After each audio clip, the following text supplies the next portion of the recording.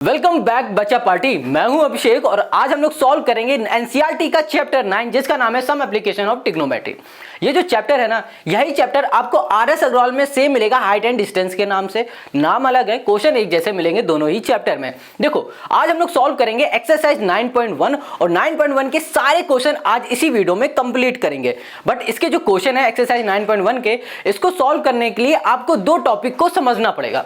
वो दो टॉपिक हैं क्या, उसको देख लो। पहला टॉपिक है एंगल ऑफ एलिवेशन, दूसरा है एंगल ऑफ डिप्रेशन। ये दोनों ही टॉपिक बहुत इजी हैं। ये होते क्या है इनको समझते हैं हम लोग आगे। इन क्वेश्चन को इजी बनाने के लिए आपको बेसिक समझना पड़ेगा। बेसिक में सिर्फ दो चीज ही समझना है। पहला है एंगल ऑफ एलिवेशन, ये होता क्या है, कब बनता है, कैसे बनता है। और दूसरा होता है भैया एंगल ऑफ डिप्रेशन, ये कब बनता है, कैसे बनता है। अगर आपने इन दोनों चीज़ों को समझ लिया ना भैया, तो आपके लिए ये एक्सरसाइज या फिर ये चैप्टर ही बोलो इजी से आसान हो जाएगी। देखो यहाँ पर सबसे पहले देखो क्या लिखा हुआ है, क्या बना हुआ है। एक कुतुब मीनार है, ठीक है। यहाँ पर एक कोई बंदा खड़ा हुआ है, इस कुतुब मीनार को देख रहा है। इस बंदे ने ऊपर की ओर देखा, मतलब इस कुतुब मीनार की टॉप में देखा, तो ये एक लाइन बन गई, ठीक है, दिख रहा है ना। अब इस लाइन को हम लोग बोलते हैं लाइन ऑफ साइट। इतनी बात क्लियर हो गई। अब यही बंदा ना अपनी आंखों से बिल्कुल सामने की ओर देख रहा है, बिल्कुल सीधे, तो ये एक लाइन बन गई, ये वाली ऊपर वाली लाइन। और इस लाइन को बोलते हैं हॉरिजेंटल लाइन। Got it. अब देखो यहाँ पर एक एंगल बनेगा, ये ऊपर की तरफ जा रही लाइन, ये सामने की ओर जा रही, तो एक एंगल यहाँ पर बन गया। और इसी एंगल को बोलते हैं हम लोग एंगल ऑफ एलिवेशन। आपसे क्वेश्चन कहेगा कि भैया एंगल ऑफ एलिवेशन बन रहा है, तो समझ जाना कि जो हमारा एंगल बनेगा ना, वो नीचे की तरफ बनेगा, ग्राउंड में बनेगा। इतनी बात क्लियर है। और एक चीज़ और समझ लो, देखो बंदा यहाँ पर खड़ा है, तो ये ग्राउंड लेवल हो गया ना। अब इस ग्राउंड लेवल से इसको जरा ध्यान से देखो, तो ये एक लाइन बन रही है। तो ये लाइन को थोड़ा इग्नोर करो, बस हमें ध्यान देना है इसकी आंखों के लेवल वाली लाइन को, जिसको हम लोग बोलेंगे हॉरिजेंटल लाइन। इतनी बात क्लियर है। एंगल ऑफ एलिवेशन समझ में आ गया? नहीं आया तो अभी फिर से समझाते हैं। देखो एक हम बना देते हैं, ये बिल्डिंग है हमारे पास, मान लो थोड़ी देर के लिए ये बिल्डिंग है। इतनी बात क्लियर हो गई। चलो अब यहाँ पर ना एक ग्राउंड में बंदा खड़ा हुआ है, ये है बंदा, ये लो, इसको हमने बना दिया। क्लियर है? इसका नाम है राजू। ये जो राजू है ये खड़ा हुआ है, ये अपनी आंखों से ऊपर की ओर देख रहा है, इस बिल्डिंग में टॉप में। ये हो गया। अब जो ये लाइन बन रही है, इस लाइन को क्या बोलते हैं? Line of site. ये हो गई, ठीक है। अब ये अपनी आंखों से इस बिल्डिंग को बिल्कुल सामने की ओर देख रहा है, ये हो गया हमारे पास हॉरिजेंटल लाइन, ये वाली लाइन। अब ये जो एंगल बन रहा है ना इन दोनों के बीच में, इस एंगल को बोलेंगे एंगल ऑफ एलिवेशन। इतनी बात क्लियर हो गई, angle of elevation. Got it. अब देखो इसके पैर किस में है? ग्राउंड में, हवा में तो होंगे नहीं। अब ये ग्राउंड से लेकर ये हो गई हमारे पास लाइन, ये दोनों बराबर हो गए। बस हमें ध्यान क्या देना, इसको, इसको और इसको। और यहाँ पर इसको ज़रा ध्यान से देखो। अगर इतने पार्ट को ध्यान से देखोगे तो आपको क्या दिख रहा है? ये दिख रहा है हमें एक ट्रायंगल। बन गया ना ट्रायंगल? बस अभी इतना ही समझ लो। तो हमने यहाँ पर एंगल ऑफ एलिवेशन समझ लिया। अब हमें क्या समझना है? अब हमें समझना है एंगल ऑफ डिप्रेशन। ये क्या होता है? देखो बहुत ईजी है ये। यहाँ पर एक कोई बंदी खड़ी है, लड़की खड़ी है, ठीक है। एक कोई ऑब्जेक्ट यहाँ पर है, बॉल यहाँ पर पड़ी है। ये क्या कर रही है कि ये ऊपर से नीचे की ओर देख रही है, ठीक है। ऊपर से नीचे की ओर देख रही है, तो एक लाइन बन रही है, जिस लाइन को बोलेंगे line of site. Got it. अब इसकी आंखों का लेवल सीधा जा रहा है, इस लेवल को क्या बोलेंगे? इस लाइन को, इसको बोलेंगे हॉरिजेंटल लाइन। क्लियर हो गई। अब यहाँ पर देखो ये हॉरिजेंटल लाइन है, ये लाइन ऑफ साइट बन रही है हमारे पास, तो इसके बीच में एक एंगल बन रहा है, और इस एंगल को बोलेंगे एंगल ऑफ डिप्रेशन। क्लियर हो गया? इतनी बात क्लियर हो गई, समझ में आ गया? तो जब कभी भी हमारा एंगल ऊपर की ओर बनता है तो हम लोग बोलते हैं एंगल ऑफ डिप्रेशन, और जब हमारा एंगल नीचे की ओर बनता है तो हम लोग एंगल ऑफ एलिवेशन बोलते हैं। इतनी समझ में आ गई बात? बहुत सिंपल है। चलो इसको एक बार और फिगर से समझ लेते हैं। ये मान लो किसी का घर है, ठीक है। यहाँ पर हमारे राजू खड़े हुए हैं। राजू को फिर से बना देते हैं। ये हैं राजू भाई साहब, और ये ऐसे खड़े हैं, ठीक है। ये किसी जगह पर खड़े हैं, मान लो यहाँ पर, और हमारे पास एक ऑब्जेक्ट पड़ा है यहाँ पर, ये ऑब्जेक्ट पड़ा है। इनकी आंखों का लेवल ये है, ये बन गई हमारी हॉरिजेंटल लाइन। Got it. और ये देख रहे हैं इस ऑब्जेक्ट को, यहाँ पर आ गया ऑब्जेक्ट। क्लियर हो गया? इसके बीच में एक एंगल बन गया एंगल। इस एंगल को बोलेंगे एंगल ऑफ डिप्रेशन। इतनी बात क्लियर, समझ में आ गया? बस यही हमें समझना है। और इसको अगर मिला दो तो ये भी एक हमारा क्या बन गया? एक ट्रायंगल बन गया ना ट्रायंगल? समझ में आ गया? बस यही दो बेसिक आपको समझ लेने हैं। अब आते हैं हम लोग क्वेश्चन पर। अब यहाँ पर एक्सरसाइज 9.1 के क्वेश्चन नंबर फर्स्ट को ध्यान से देखो। ये कह रहा, a circus artist is climbing a 20 metre long rope which is tightly stretched and tied from the top of a vertical pole to the ground. Find the height of the pole if the angle made by the rope with the ground level is 30 degree. यहाँ पर question जो first है ये कह रहा है कि भैया एक पोल है। पहले तो ये समझो एक सर्कस आर्टिस्ट है जो कि रस्सी चढ़ रहा है, ठीक है। वो रस्सी बंधी कहाँ है? एक हमारे पास पोल है, ये देखो ए से लेकर बी तक ये पोल है। इस पोल के टॉप में रस्सी बंधी हुई है और जो ये रस्सी है ना ये यहाँ पर बंधी है और ग्राउंड पर भी बंधी हुई है। और इस रस्सी का जो लेंथ है ना वो 20 मीटर है, क्योंकि 20 मीटर की ही वो चढ़ाई कर रहा है, ठीक है, क्लाइंब कर रहा है रोप को। Got it? अब क्वेश्चन ने ये कहा है कि जो यहाँ पर ग्राउंड में रस्सी बंधी हुई है, ये रस्सी का जो एंगल बन रहा है ग्राउंड से वो है 30 डिग्री का। तो जनाब यहाँ पर फाइंड करके बता दो हाइट ऑफ द पोल। ये जो पोल दिख रहा है ना, इस पोल की हाइट फाइंड करके बतानी है। अच्छा, यहाँ पर इसको ध्यान से देखो, आपको क्या दिख रहा है? एक राइट एंगल ट्रायंगल दिख रहा है, ये 90 डिग्री देखो। अच्छा, सिंपल सी बात है, अगर ग्राउंड में कोई पोल खड़ा होगा बिल्कुल सीधा ही खड़ा होगा ना ग्राउंड से, तो वो बनाएगा क्या? 90 डिग्री का एंगल ही बनाएगा। अब यहाँ पर हमसे कहा गया ये वाली साइड बता दो। हमें पता है क्या है? हमें ये वाली साइड पता है। अब ये वाली साइड पता कैसे करेंगे? अगर आपको ध्यान होगा, हम लोगों ने पढ़ा था किसमें? ट्रिग्नोमेट्री रेशियो पढ़े थे। उसमें कुछ रेशियो के फॉर्मूले हम लोगों ने याद किए थे। उन फॉर्मूलों को अगर आप याद कर लोगे ना यहाँ पर, तो ये इजी से आसान तरीके से सॉल्व होगा। देखो कैसे? अगर हम लोग इसकी बात करें, ये 90 डिग्री है, तो 90 के सामने जो भी साइड होती है वो क्या होती है? ये हो जाती है हमारे पास हाइपोटेनस हो जाती है, ठीक है। अब एंगल हमारे पास ये है, इस एंगल के सामने वाली जो साइड होती है ये परपेंडिकुलर हो जाती है और इसके बगल वाली साइड हो जाती है बेस।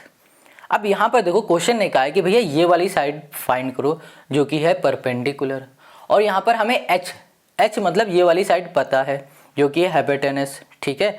हमें ये वाली साइड पता है, ये वाली साइड नहीं पता है, तो हम लोग क्या करेंगे? एक ऐसा फॉर्मूला ढूंढेंगे किसी ट्रिग्नोमेट्री रेशियो वालों में से जिसमें हमारे पास एच और पी हो।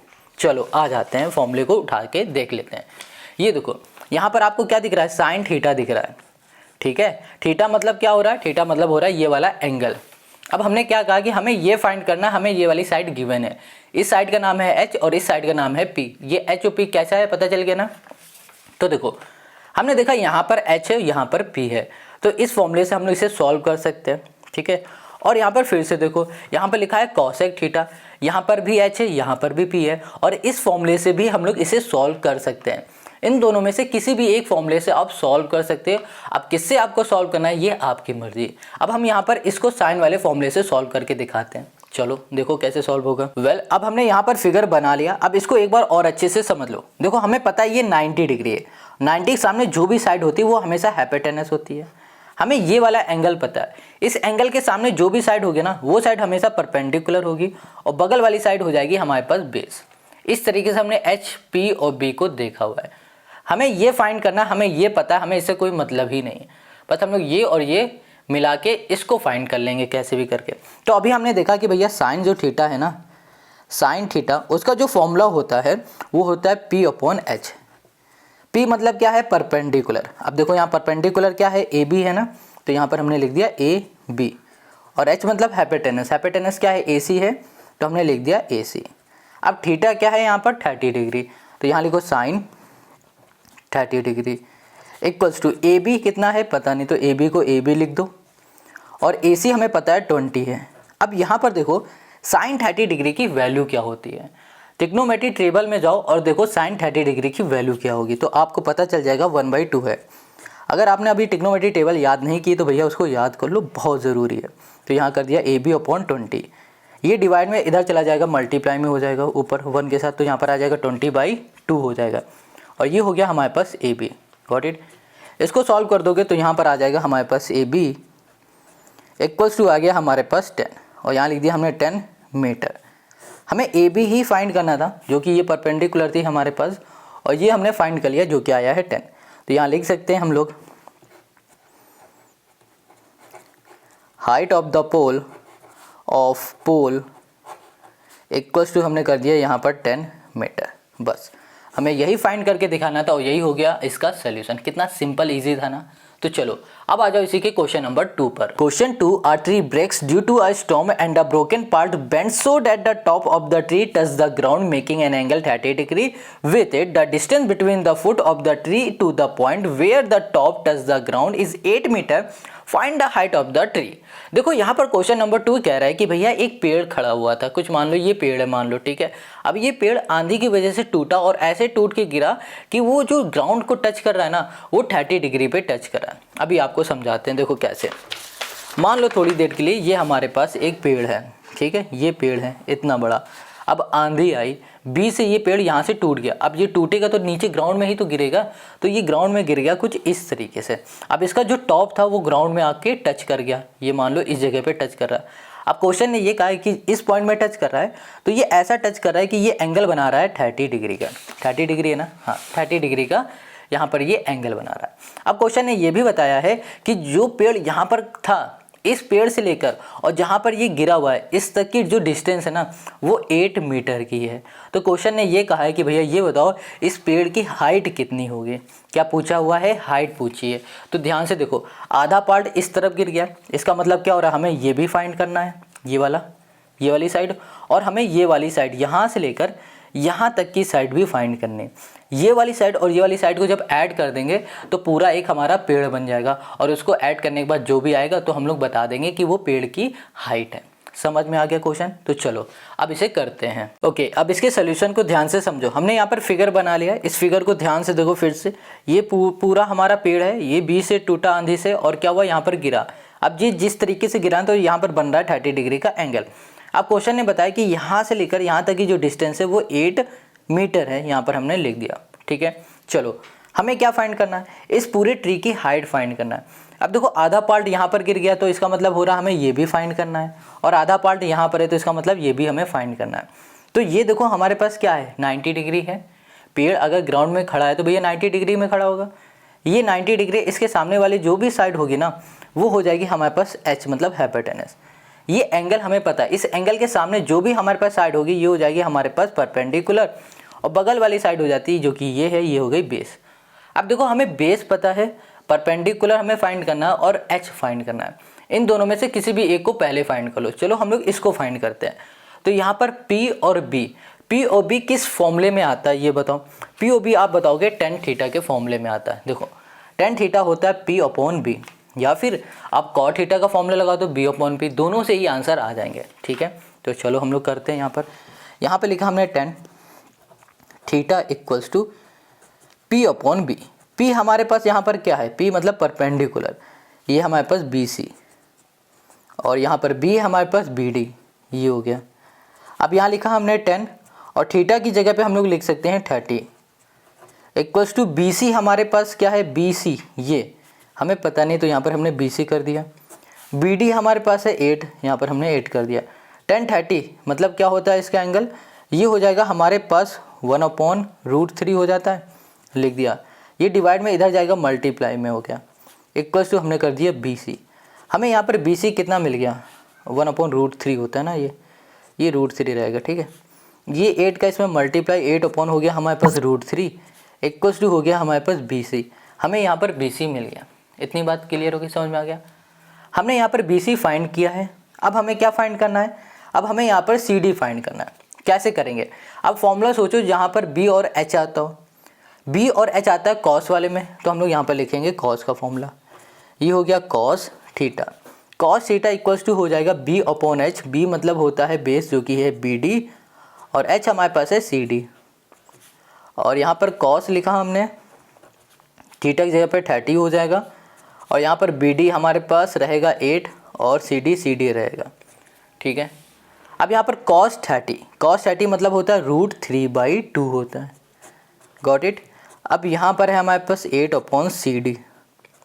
अब ये CD डिवाइड में इधर जाएगा मल्टीप्लाई में, तो यहाँ पर हो गया √3, ये हो गया CD इक्वल्स टू 8, और ये देखो डिवाइड में इधर जाएगा मल्टीप्लाई में 2, यहाँ पर आ जाएगा 16, ये मल्टीप्लाई में इधर आ जाएगा डिवाइड में √3, और यहाँ पर आ गया हमारे पास CD इक्वल्स टू हो गया 16 √3 हो गया। CD की हमें वैल्यू मिल गई, इतनी बात क्लियर है। और यहाँ पर हमें BC की वैल्यू मिल गई जो कि है 8 √3। हमने क्या बताया था कि अगर हमने ये वाली इसकी साइड फाइंड कर ली और ये वाली साइड फाइंड कर ली और इन दोनों को ऐड कर देंगे तो हमें हाइट पता चल जाएगी ट्री की। ये बताया था ना, ये भी पता है ना आपको ये क्यों ऐसा हम लोग कर रहे हैं। फिर से देख लो अगर नहीं समझ में आया तो। देखो ये पूरा पेड़ था ना, आधा गिर गया तो आधा पेड़ ये हो गया, आधा पेड़ ये हो गया। अब इसकी हाइट और इसकी हाइट ऐड कर दोगे तो टोटल हाइट हमें पता चल जाएगी। समझ गए। यहाँ लिख देंगे हाइट, हाइट ऑफ हमने कर दिया यहाँ पर ट्री। हाइट ऑफ ट्री हो जाएगा हमारे पास यहाँ पर BC प्लस हो जाएगा हमारे पास CD। BC हमारे पास क्या है 8√3 है, CD हमारे पास है 16√3 है। इन दोनों को ऐड करो तो √3 आ जाएगा। यहाँ पर आ जाएगा 8 प्लस हमारे पास हो गया 16 और इन दोनों को सॉल्व कर देंगे तो यहाँ पर आ गया हमारे पास 24 अपॉन हो गया हमारे पास √3। ये हमको मिल गया। इतनी बात क्लियर है। अब देखो यहाँ पर 20 अपॉन √3 है ना, इसको हम लोग कैसे लिख सकते हैं। ओके देखो यहाँ पर √3 है।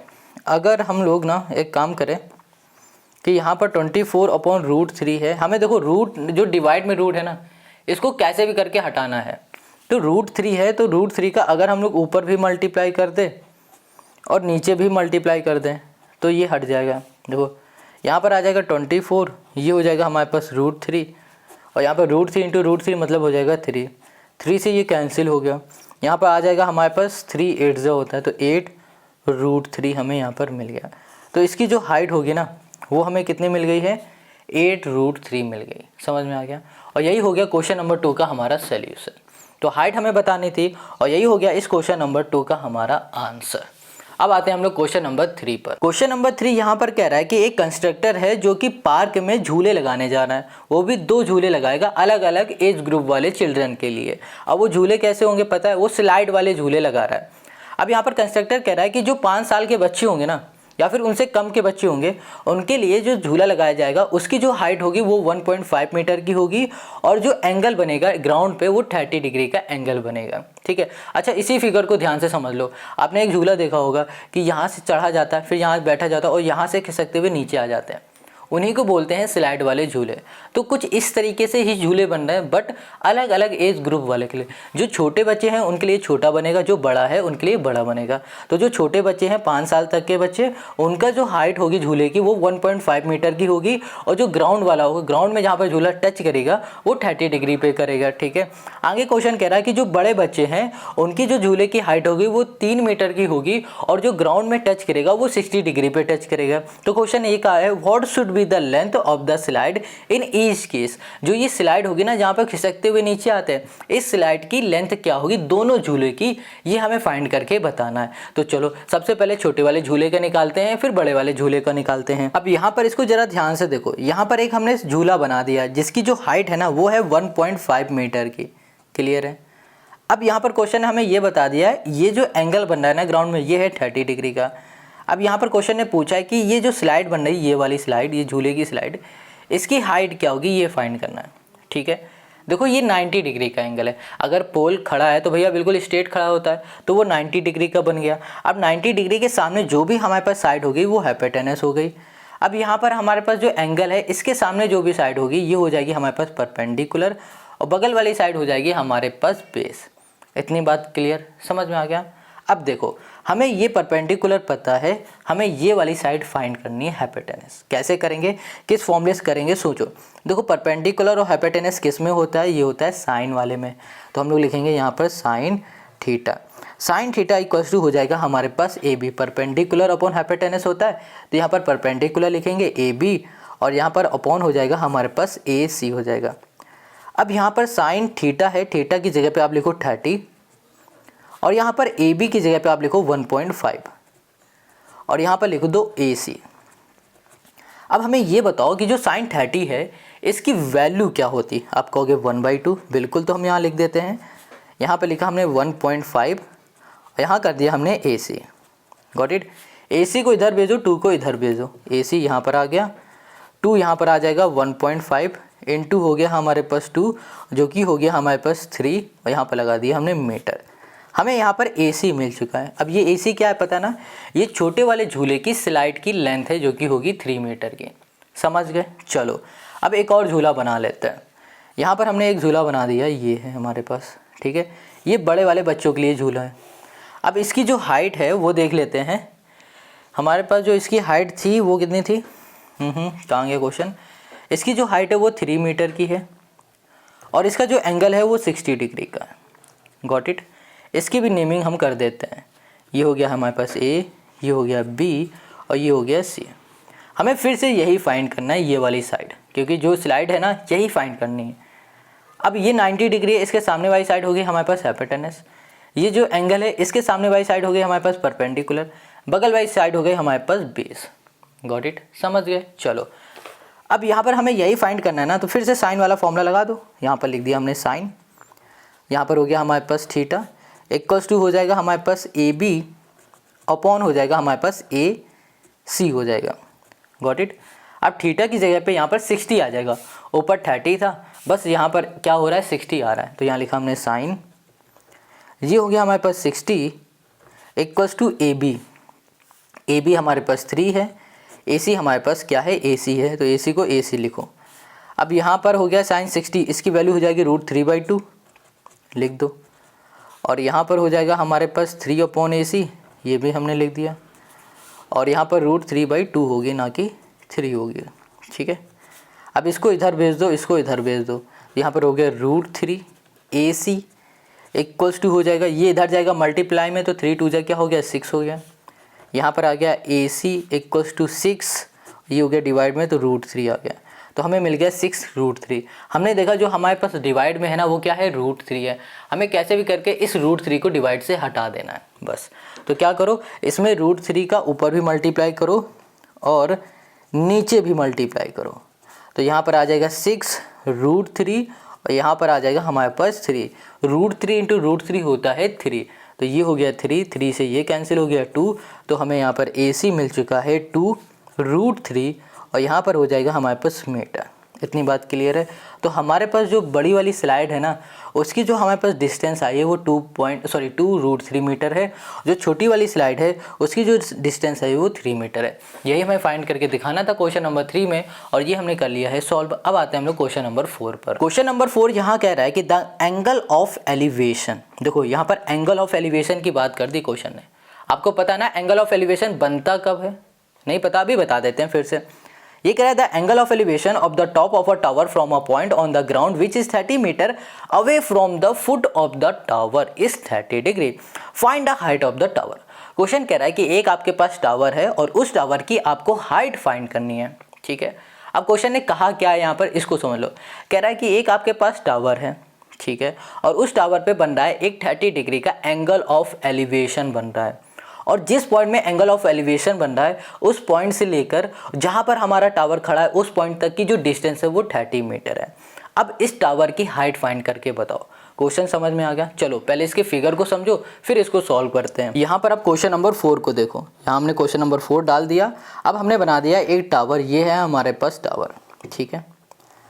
अब क्वेश्चन ने क्या था, क्वेश्चन ने ये कहा है कि जो एंगल ऑफ एलिवेशन बन रहा है ना वो बन रहा है इस टावर से 30 मीटर दूर। मान लेते हैं इस पॉइंट में हमारा टावर है तो इससे यहाँ तक हमारा हो गया 30 मीटर, ये बना दिया हमने 30 मीटर।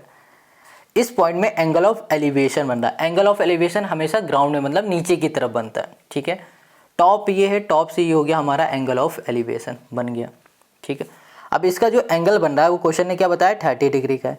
हमने यहाँ पर 30 डिग्री बना दिया। इसकी नेमिंग कर देते हैं ए, ये हो गया बी और ये हो गया सी। अच्छा ये बताओ अगर टावर खड़ा है ज़मीन पे तो 90 डिग्री में होगा, बिल्कुल स्ट्रेट खड़ा होगा। स्ट्रेट है इसका मतलब क्या हुआ 90 डिग्री बना रहा है। अब इसके सामने वाली साइड हो जाती है हमारे पास हाइपोटेनस। ये जो एंगल है इसके सामने वाली साइड हो गई परपेंडिकुलर और बगल वाली साइड हो गई हमारे पास बेस। हमसे क्वेश्चन ने क्या कहा है, क्वेश्चन ने ये कहा है कि भैया इस टावर की हाइट फाइंड करके बता दो। क्या फाइंड करो, हाइट। हमें ये साइड पता है, बेस पता है, हमें परपेंडिकुलर फाइंड करना है। बेस और परपेंडिकुलर किस में आता है 10 में आता है ना, तो 10 का फॉर्मूला लगा दो और ये फाइंड कर लो इजीली। समझ में आ गया कितना इजी है। तो चलो तो यहाँ पर हम 10 का फॉर्मूला लगा देते हैं। तो यहाँ लिखेंगे 10 थीटा। अच्छा ये बताओ 10 थीटा का फॉर्मूला होता है परपेंडिकुलर, ठीक है, अपॉन हो जाएगा हमारे पास बेस। परपेंडिकुलर है हमारे पास ए बी और बेस हो जाएगा हमारे पास बी सी। गॉट इट, समझ गए। चलो अब यहाँ पर 10 है, यहाँ लिखा 10 और यहाँ पर है हमारे पास थीटा जो कि हो जाएगा 30, यहाँ पर आ गया। और यहाँ पर ए बी हमें पता है कितना है, नहीं तो लिखो ए बी। अगर हमें बी सी पता है, हाँ बिल्कुल 30 पता है, तो यहाँ पर लिख दिया हमने 30। Got it. अब यहाँ पर tan 30 की वैल्यू क्या होती है हमको ये बताओ। tan 30 की वैल्यू आप बताओगे 1/√3, लिख दिया फिर हमने। यहाँ पर ए बी है और यहाँ पर डिवाइड में 30 है, ये डिवाइड में दे जाएगा मल्टीप्लाई में, तो 30 अपॉन हो गया हमारे पास √3 इक्वल्स टू हो गया हमारे पास ए बी। अब ध्यान से देखो, ये जो √3 है ये डिवाइड में है, ठीक है। अब हमें ना डिवाइड से हटाना है √3 को, तो क्या करो, इस √3 का ऊपर भी मल्टीप्लाई करो और नीचे भी मल्टीप्लाई करो। तो यहाँ पर √3 इधर भी आ गया और √3 इधर भी आ गया। यहाँ लिख दिया हमने ए बी इक्वल्स टू, तो यहाँ पर आ जाएगा हमारे पास 30 और ये हो गया हमारे पास √3 डिवाइड में हो गया 2√3 हो गया। ओहो सॉरी, √3 इंटू √3 हो जाता है 3 सिर्फ, ठीक है। ये आ जाएगा 3 से ये कैंसिल, तो यहाँ पर आ गया 10। तो हमें यहाँ पर मिल गया 10√3 और 10√3 क्या हो गया, ये ए बी हो गया। और ए बी क्या थी हमारे पास, इस टावर की हाइट थी, तो हम लिख देंगे यहाँ पर हाइट ऑफ, यहाँ कर दिया टावर, हाइट ऑफ टावर हमें यहाँ पर मिल गया है 10, ये हो गया हमारे पास √3, यहाँ कर दिया हमने मीटर। इतनी बात क्लियर हो गई, समझ में आ गया। Question 5, a kite is flying to a height of 60 metre above the ground. The string attached to the kite is temporary tied to a point on the ground. The inclination of the string with the ground is 60 degree. Find the length of the string. देखो question यहाँ पर कह रहा है कि एक पतंग है जो कि उड़ रही है ग्राउंड से 60 मीटर ऊपर। इसके फिगर को देखो, ये हमारे पास ग्राउंड है, ठीक है। ग्राउंड से 60 मीटर ऊपर ये पतंग हमारी उड़ रही है। इतनी बात क्लियर हो गई, लिख दिया हमने। अब क्वेश्चन ने क्या कहा है कि इसका जो धागा है, पतंग भैया धागे से उड़ेगी, जो धागा है वो ग्राउंड में एक पॉइंट में बंधा हुआ है और जो एंगल बन रहा है ना वो बन रहा है 60 डिग्री का एंगल बन रहा है, ठीक है। यहाँ पर हमने बना दिया। अब क्वेश्चन ने हमसे पूछा क्या है, कह रहा है find the length of the string. जो ये हमारे पास धागा है ना, इस धागे की लेंथ क्या है हमें ये बताना है, ठीक है। बहुत सिंपल है।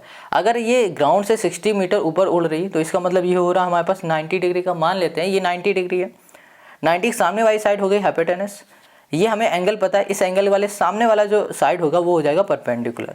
अब हमें परपेंडिकुलर पता है और हमें एच फाइंड करना है।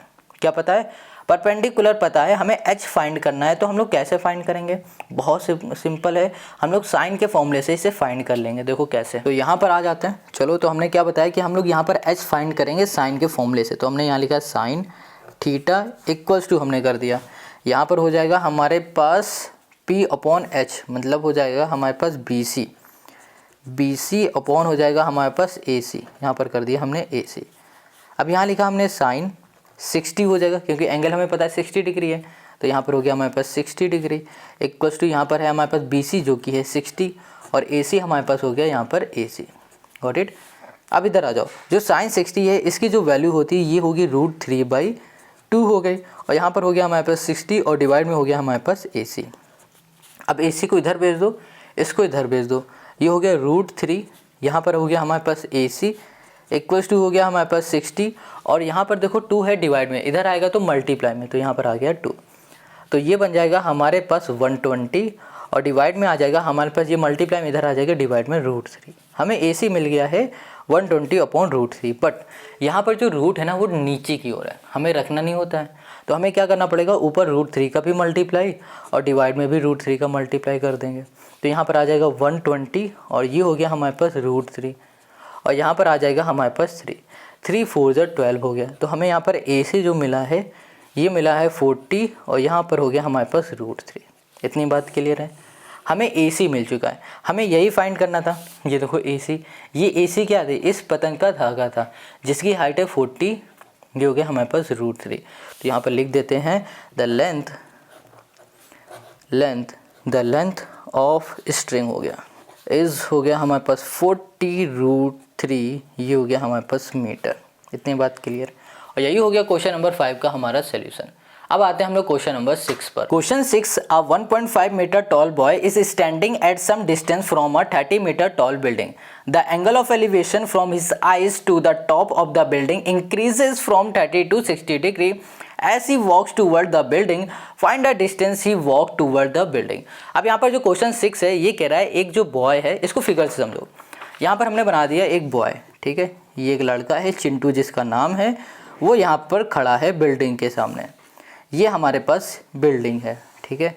अब ये बिल्डिंग को यहाँ पर देख रहा है टॉप में, तो यहाँ पर हमने बना दिया एक लाइन, और क्वेश्चन ने बताया कि जो एंगल ऑफ एलिवेशन बन रहा है, ठीक है, ये क्या कह रहा है, the angle of elevation from his eyes, आँखों पे बन रहा है, ये आँख है इसकी, और यहाँ पर एंगल ऑफ एलिवेशन बना दिया, ये वाला एंगल।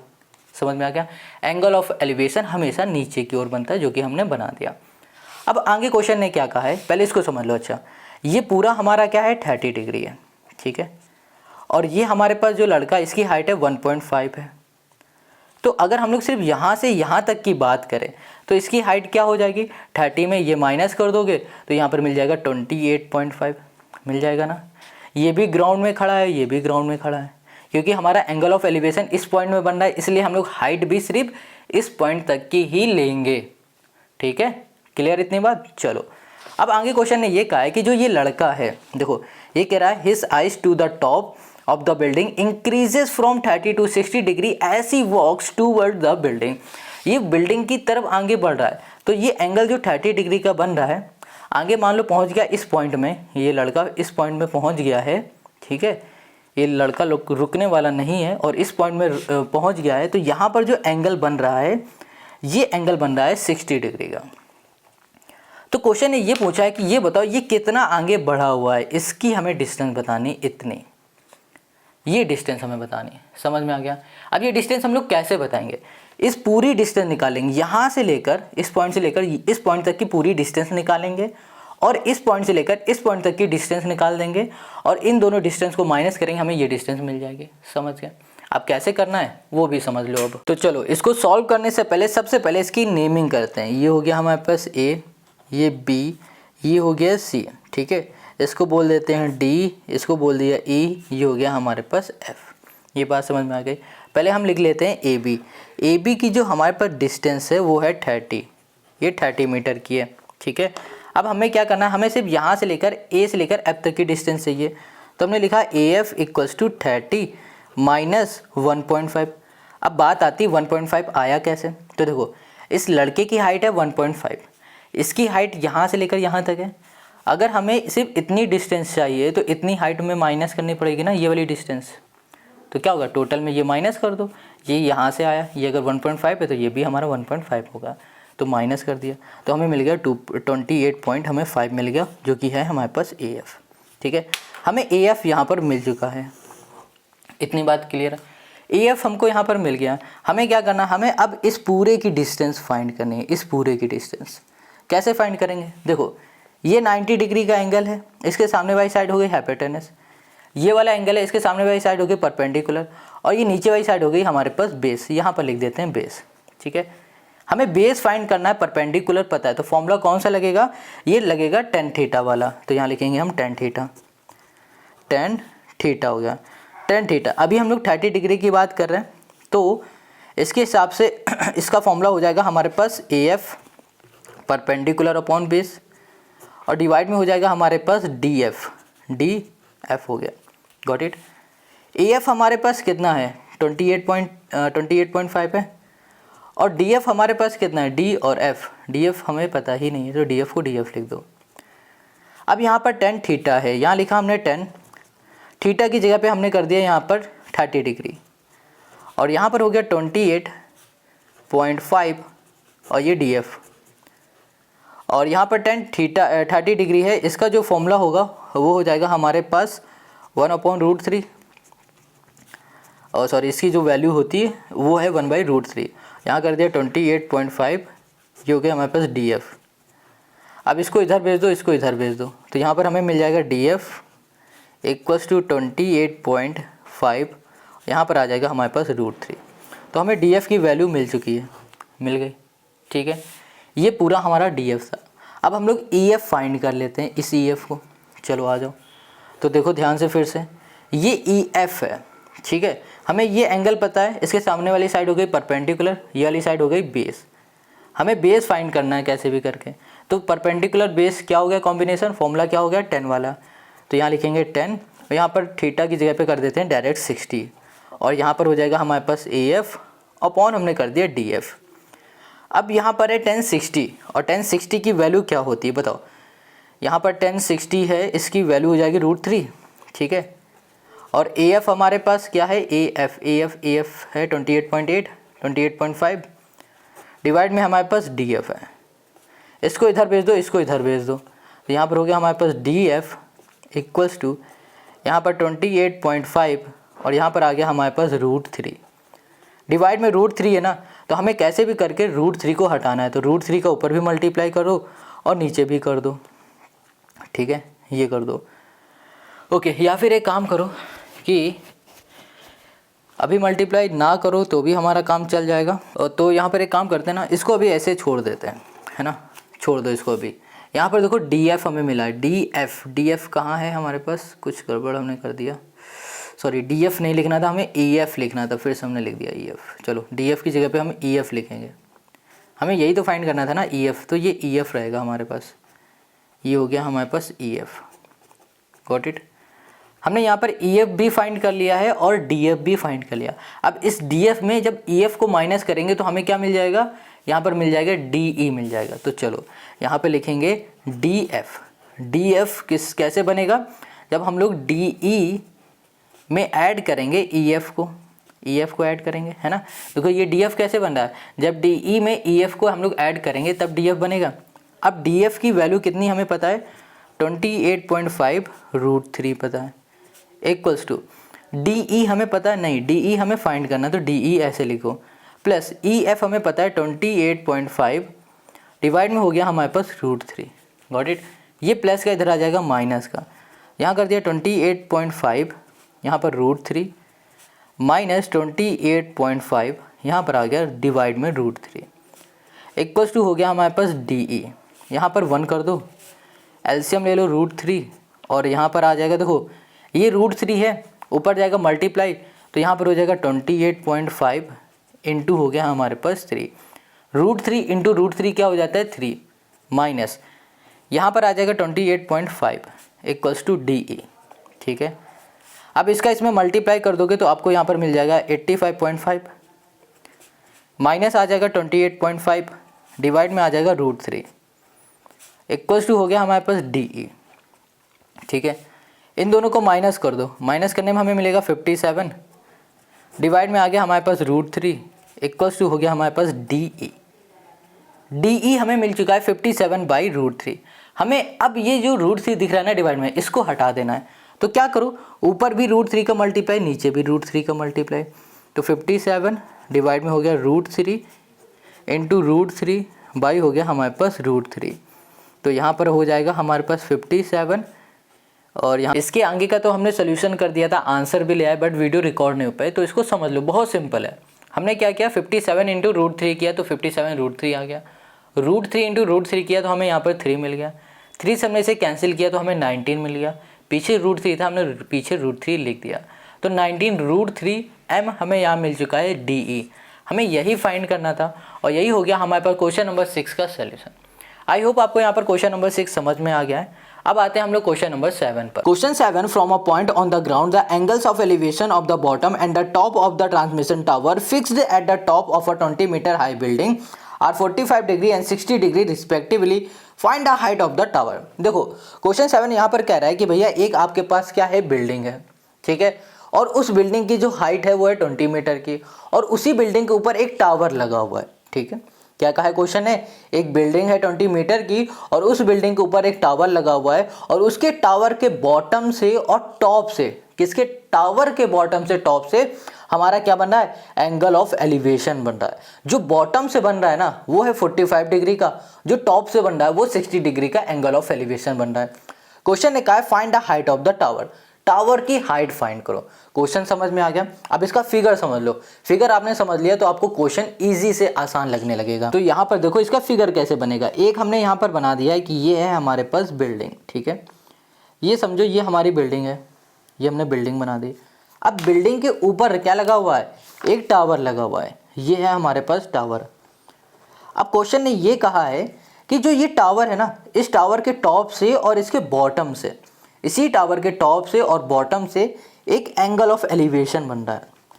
इसके जो बॉटम से एंगल ऑफ एलिवेशन बन रहा है वो बन रहा है 45 डिग्री का, और इसके जो टॉप से एंगल ऑफ एलिवेशन बन रहा है वो बन रहा है 60 डिग्री का। ये क्वेश्चन ने कहा हुआ है, यहाँ पर हमने बना दिया ये 60 डिग्री का है और ये वाला है 45 डिग्री का है।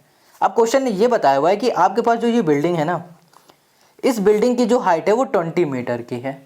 तो जनाब हमें ये बताओ कि इस टावर की हाइट क्या है, हमें ये फाइंड करनी है। ठीक है, नेमिंग कर दो, इसको बोल दो ए, बी बोल दो इसे, इसको बोल दो, इस पॉइंट को बोल दो सी और इसे बोल दो डी। इतनी बात क्लियर हो गई। अब देखो अगर हमें ये फाइंड करना है ना, तो इसको फाइंड करने के लिए हमें सबसे पहले ये फाइंड करना पड़ेगा, ये ए बी। अब बात आती है इस ए बी की डिस्टेंस को कैसे फाइंड करें। बहुत सिंपल है, क्या करेंगे कि हम लोग सबसे पहले ए बी सी ये वाला ट्रायंगल ले लेंगे और इस ट्रायंगल की देखो हमें ये साइड पता है, हम लोग ये इजीली फाइंड कर लेंगे। जहाँ हमें ये पता चल जाएगी ना, उसके बाद हम लोग क्या करेंगे कि ये पूरी डिस्टेंस एक साथ निकाल लेंगे। क्या करेंगे, पूरी डिस्टेंस को एक साथ निकाल लेंगे और उसके बाद इसमें से इस पूरी वाले को माइनस करा देंगे तो हमें ये डिस्टेंस मिल जाएगी। क्वेश्चन समझ में आ गया कैसे करेंगे, सोल्यूशन भी पता चल गया। तो चलो अब इसे करते हैं। तो सबसे पहले हमने लिखा है in triangle A B C, हमने ये वाला ट्रायंगल ले लिया, ए बी सी ये वाला ट्रायंगल लिया और हमने कहा कि भैया हमारे पास जो ये एंगल है ये 45 डिग्री, इसके सामने वाली जो साइड है वो है हमारे पास परपेंडिकुलर और इसके बगल वाली जो साइड है वो हमारे पास बेस है। हमें यहाँ पर बेस फाइंड करना और हमें यहाँ पर परपेंडिकुलर पता है, परपेंडिकुलर पता है, हमें बेस फाइंड करना। तो कौन सा फॉर्मूला लगेगा, यहाँ पर 10 वाला फॉर्मूला लगेगा। तो यहाँ लिखेंगे 10, यहाँ पर लिख दिया थीटा इक्वल्स टू ये हो जाएगा हमारे पास परपेंडिकुलर अपॉन बेस हो जाएगा। थीटा की जगह पे हम लोग लिखेंगे 45, 10 45 इक्वल्स टू परपेंडिकुलर है हमारे पास BC, BC है 20, यहाँ कर दिया 20 और यहाँ पर हमारे पास AB हमें पता नहीं तो इसको हमने AB लिख दिया। ठीक है, अब 10 45 की वैल्यू क्या होती है, 1 होती है, तो यहाँ पर हमने लिखा 1 इक्वल्स टू 20 अपॉन हमने कर दिया AB। अब ये AB देखो डिवाइड में, इधर जाएगा तो किस में हो जाएगा, मल्टीप्लाई में। तो हमें यहाँ पर AB कितना मिल गया है, 20 मिल गया, 20 ये मीटर हो जाएगा, यहाँ पे लिख दो 20 मीटर। अब देखो हमें ये वाली साइड मिल गई है। ठीक है, अब हम लोग क्या करेंगे, ABD ये बड़ा वाला ट्रायंगल लेंगे, ABD वाला, हमें ये वाली साइड पता चल गई। अब हम लोग ये BD वाली साइड पता कर लेंगे। ठीक है, बिल्कुल इसी तरीके से अगर हमने ये वाली साइड पता कर लेना, इस पूरे में हम लोग ये माइनस करेंगे, हमें यहाँ पर CD मिल जाएगा। ठीक है, तो चलो करते हैं। तो हमने यहाँ लिखा है इन ट्रायंगल AB और यहाँ कर दिया D। अब इसमें देखो ये पूरा एंगल है हमारे पास 60 डिग्री, इसके सामने वाली साइड ये देखो परपेंडिकुलर है, ये पूरी बात कर रहे हैं। ठीक है, परपेंडिकुलर और इसके बगल वाली साइड क्या हो गई, हमारे पास बेस हो गई। हमें बेस पता है, परपेंडिकुलर नहीं पता है, तो हम लोग फिर से 10 वाला फॉर्मूला लगा देंगे। यहाँ लिखेंगे 10, इस बार डायरेक्ट ये ना लिख के, है ना, हम डायरेक्ट लिख दे रहे हैं यहाँ पर 60, यहाँ कर दिया 10 60 इक्वल्स टू ये हो गया हमारे पास BD अपॉन हो जाएगा हमारे पास AB हो गया हमारे पास। ठीक है, अब यहाँ पर 10 60 की वैल्यू होती है √3 इक्वल्स टू ये हो गया BD और यहाँ पर AB हो जाएगा हमारे पास 20, ये डिवाइड में रह जाएगा मल्टीप्लाई में, तो ये हो गया 20 √3 इक्वल्स टू हो गया हमारे पास BD। अब देखो हमने यहाँ पर BD फाइंड कर लिया, ये BD ये पूरा जो कि हमारे पास 20 √3 है। ठीक है, हमें इतना भी साइड पता है या फिर बोलो इतनी हाइट पता है, हमें ये हाइट फाइंड करना, तो क्या करो इस पूरे में से ये माइनस कर दो, ये मिल जाएगा हमें। तो चलो यहाँ पे लिख दो CD इक्वल्स टू हो जाएगा हमारे पास BD माइनस हो जाएगा BC हो जाएगा। अब यहाँ पर जो BD है हमें पता है कितना है, 20 √3 है, माइनस यहाँ पर हमें पता है ये 20 है, इस पूरे में से 20 को कॉमन ले लो। ठीक है, अंदर बच जाएगा √3 माइनस 1 हो जाएगा। बस हमें यही फाइंड करके दिखाना था और यही हो गया हमारे पास इस क्वेश्चन का सोल्यूशन। हमने यहाँ पर CD को कर लिया है फाइंड और ये हो गया क्वेश्चन नंबर 7 हमारा सॉल्व। अब आ जाते हैं क्वेश्चन नंबर 8 पर। Question 8, a statue 1.6 metre tall stands on the top of a pedestal from a point on the ground, the angle of elevation of the top of the statue is 60 degree and from the same point the angle of elevation of the top of the pedestal is 45 degree. Find the height of the pedestal. Question यहाँ पर कह रहा है एक आपके पास pedestal है और उसके ऊपर रखा हुआ है एक स्टैचू और उस स्टैचू की जो हाइट है वो है 1.6 मीटर की। इतनी बात क्लियर हो गई। आगे क्वेश्चन कह रहा है from a point on the ground, ground के एक पॉइंट से एंगल ऑफ एलिवेशन बन रहा है जो कि टच कर रहा है स्टैचू के टॉप को, और जो एंगल ऑफ एलिवेशन बन रहा है वो 60 डिग्री का है। अच्छा एक चीज़ सुनो यहाँ पर कि जो ये क्वेश्चन नंबर 8 है ना, ये बिल्कुल कॉपी है क्वेश्चन नंबर 7 का, ठीक है। आगे देखो क्या कह रहा है, and from the same point the angle of elevation of the top of the pedestal is 45 degree. Question कह रहा है कि जिस पॉइंट में ये हमारा 60 डिग्री बना था ना एंगल, उसी पॉइंट से एक और हमारा एंगल ऑफ एलिवेशन बन रहा है जो कि पेडेस्टल के टॉप, देखो ये किसका टॉप था, ये स्टैचू के टॉप में था, ये पेडेस्टल के टॉप को टच कर रहा है, ठीक है, और एंगल बन रहा है 45 डिग्री का। आगे क्वेश्चन ने कहा है find the height of the pedestal, pedestal की हाइट फाइंड करनी। क्वेश्चन समझ में आ गया? चलो इसके फिगर को देखो फिर सोल्यूशन को देखो। सबसे पहले हम यहाँ पर बना देते हैं एक पेडेस्टल, ठीक है, ये हो गया हमारे पास एक पेडेस्टल, ओके। अब इसके ऊपर रखा हुआ है एक स्टैचू, ये मान लो कोई स्टैचू है, ठीक है, बड़ा अजीब सा स्टैचू है, हमारा स्टैचू है। अब क्वेश्चन ने ये कहा था कि इस स्टैचू के टॉप से, ठीक है, एक एंगल ऑफ एलिवेशन बन रहा है ग्राउंड की तरफ, ये लो बना दिया हमने। ये जो एंगल ऑफ एलिवेशन बन रहा है ना, ये बन रहा है 60 डिग्री का, ये भी क्वेश्चन ने बता दिया था, कर दिया। फिर क्वेश्चन ने ये बताया था कि आपके पास जो पेडेस्टल है ना, इसके टॉप से एक angle of elevation same point पे बन रहा है यहीं पर, और ये जो एंगल ऑफ एलिवेशन बन रहा है ये बन रहा है 45 डिग्री का। हमें यहाँ पर इस स्टैचू की हाइट पता है जो कि है 1.6 मीटर। क्वेश्चन ने कहा कि भैया इस पेडेस्टल की हाइट क्या होगी ये फाइंड करके बता दो। सबसे पहले हम लोग इसकी नेमिंग कर देते हैं, ये ए हो गया, ये बी हो गया, ये पॉइंट सी हो गया, और ये पॉइंट हमारा हो गया डी, ठीक है। अब बात आती है कि ये वाली साइड को हम लोग फाइंड कैसे करें, ये हाइट इसकी कैसे फाइंड करें। तो देखो सबसे पहले हम लोग ले लेंगे ए बी सी ये वाला ट्रायंगल, ठीक है। अब कहोगे ये ट्रायंगल क्यों ले रहे हो भैया, हमें ना ये साइड पता है ना ये साइड पता है ना ये साइड पता है, तो क्यों ले रहा हूँ। देखो अभी सब समझ में आएगा। सबसे पहले ये वाला ट्रायंगल लो, ये जो एंगल है इस एंगल के सामने जो ये साइड दिख रही है ये क्या हो गई, परपेंडिकुलर। बगल वाली साइड हो गई हमारे पास बेस। परपेंडिकुलर और बेस ये किस फॉर्मूले में आता है, tan थीटा के, तो यहाँ पर लिखो tan थीटा।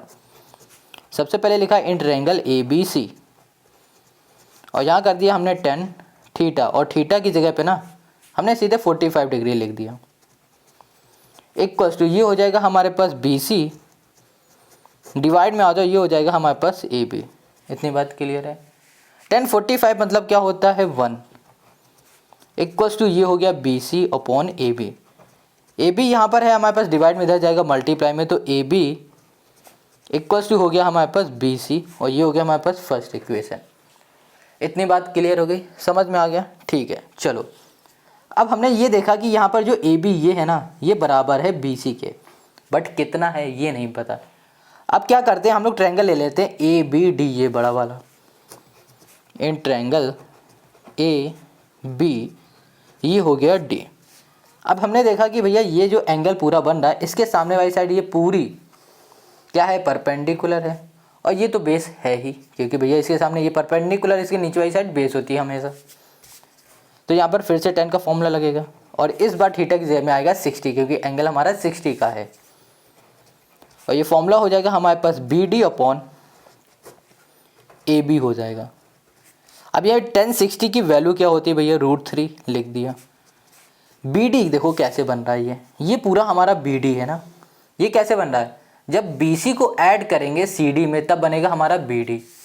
तो हम लोग ऐसे लिख सकते हैं ना, B C plus C D, कोई दिक्कत, डिवाइड में आ जाओ, डिवाइड में हमारे पास ए बी, ये ए बी यहाँ पर देखो किसके बराबर है, बी सी के, तो इसकी जगह पे हमने लिख दिया बी सी, कोई दिक्कत नहीं। चलो आ जाओ, यहाँ पर √3 है, लिख दिया।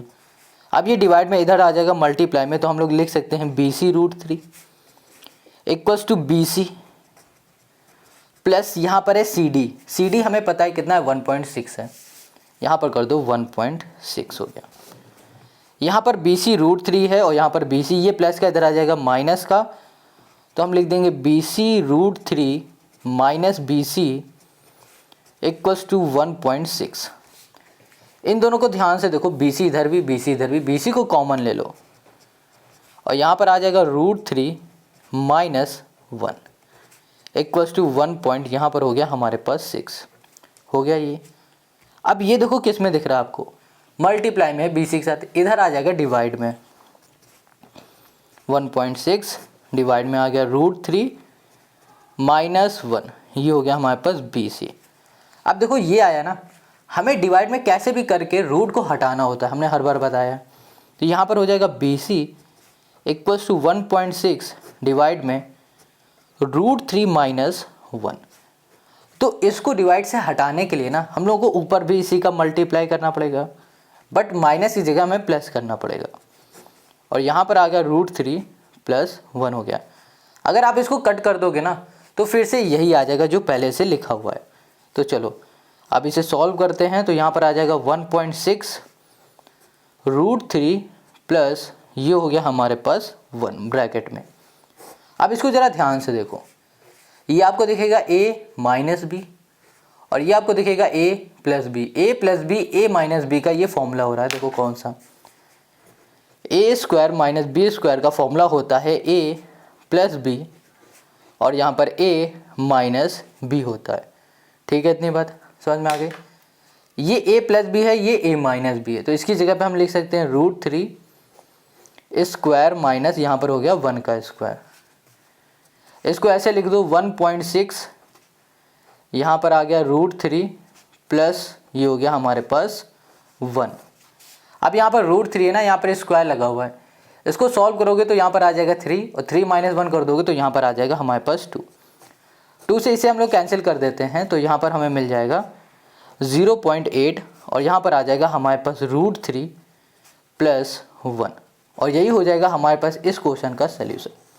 हमें क्या फाइंड करना था, BC, और हमें यहाँ पर BC मिल चुका है जो कि है 0.8 और √3 + 1। क्वेश्चन नंबर 8 हो गया हमारा सॉल्व। आई होप आपको समझ में आ गया। कहीं भी कोई डाउट हो तो कमेंट करो। अब आते हैं हम लोग क्वेश्चन नंबर 9 पर। Question 9, the angle of elevation of the top of a building from the foot of the tower is 30 degree and the angle of elevation of the top of the tower from the foot of the building is 60 degree if the tower is 50 metre high, find the height of the building. देखो question ने क्या कहा, question ने ये कहा है कि एक आपके पास टावर है और एक है आपके पास बिल्डिंग। यहाँ पर बना देते हैं, मान लो ये हमारे पास टावर है, टावर बड़ा बना देते हैं, बिल्डिंग छोटा बना देते हैं। बिल्डिंग के टॉप से, ठीक है, बिल्डिंग के टॉप से एक एंगल ऑफ एलिवेशन जा रहा है टावर के बॉटम की तरफ या फिर बोलो फुट की तरफ, जो कि बन रहा है 30 डिग्री का। यहाँ पर हमने कुछ ऐसे बना दिया, ये है, ठीक है, ये बन रहा है 30 डिग्री का। अब ये क्वेश्चन ने बताया कि भैया जो हमारे पास टावर है इसके टॉप से बन रहा है एंगल ऑफ एलिवेशन बिल्डिंग के फुट की तरफ, जो कि बन रहा है 60 डिग्री का। ठीक है, क्वेश्चन ने यहाँ पर कहा हुआ है कि भैया ये फाइंड करके बताओ, find the height of the building. Building की हाइट फाइंड करनी है। क्या फाइंड करनी है, बिल्डिंग की हाइट। और यहाँ पर हमें क्या बता दिया, if the tower is 50 metre high. जो टावर है ना ये है 50 मीटर हाई है। हमें ये पता है, हमको ये फाइंड करना है। चलो सबसे पहले एक नेमिंग कर दो, ABC ये कर दिया हमने D। ठीक है, ये हो गई हमारे पास नेमिंग। हमको ये फाइंड करना है। कैसे करेंगे, देखो सबसे पहले इस वाले ट्रायंगल की हेल्प से ये BD फाइंड कर लेंगे, जहाँ हमें BD मिलेगा फिर इसकी हेल्प से हम लोग ये फाइंड कर लेंगे। कैसे करेंगे वो देखो। तो यहाँ पर सबसे पहले हम लोग लेंगे ये वाला ट्रायंगल, तो लिखेंगे हम लोग यहाँ पर इन ट्रायंगल ABD कर दिया। ठीक है, अब इस ट्रायंगल में देखो हमारे पास एंगल कहाँ पर है, ये है। इस एंगल के सामने जो भी साइड होगी ये परपेंडिकुलर, बगल वाली साइड हो जाती है बेस।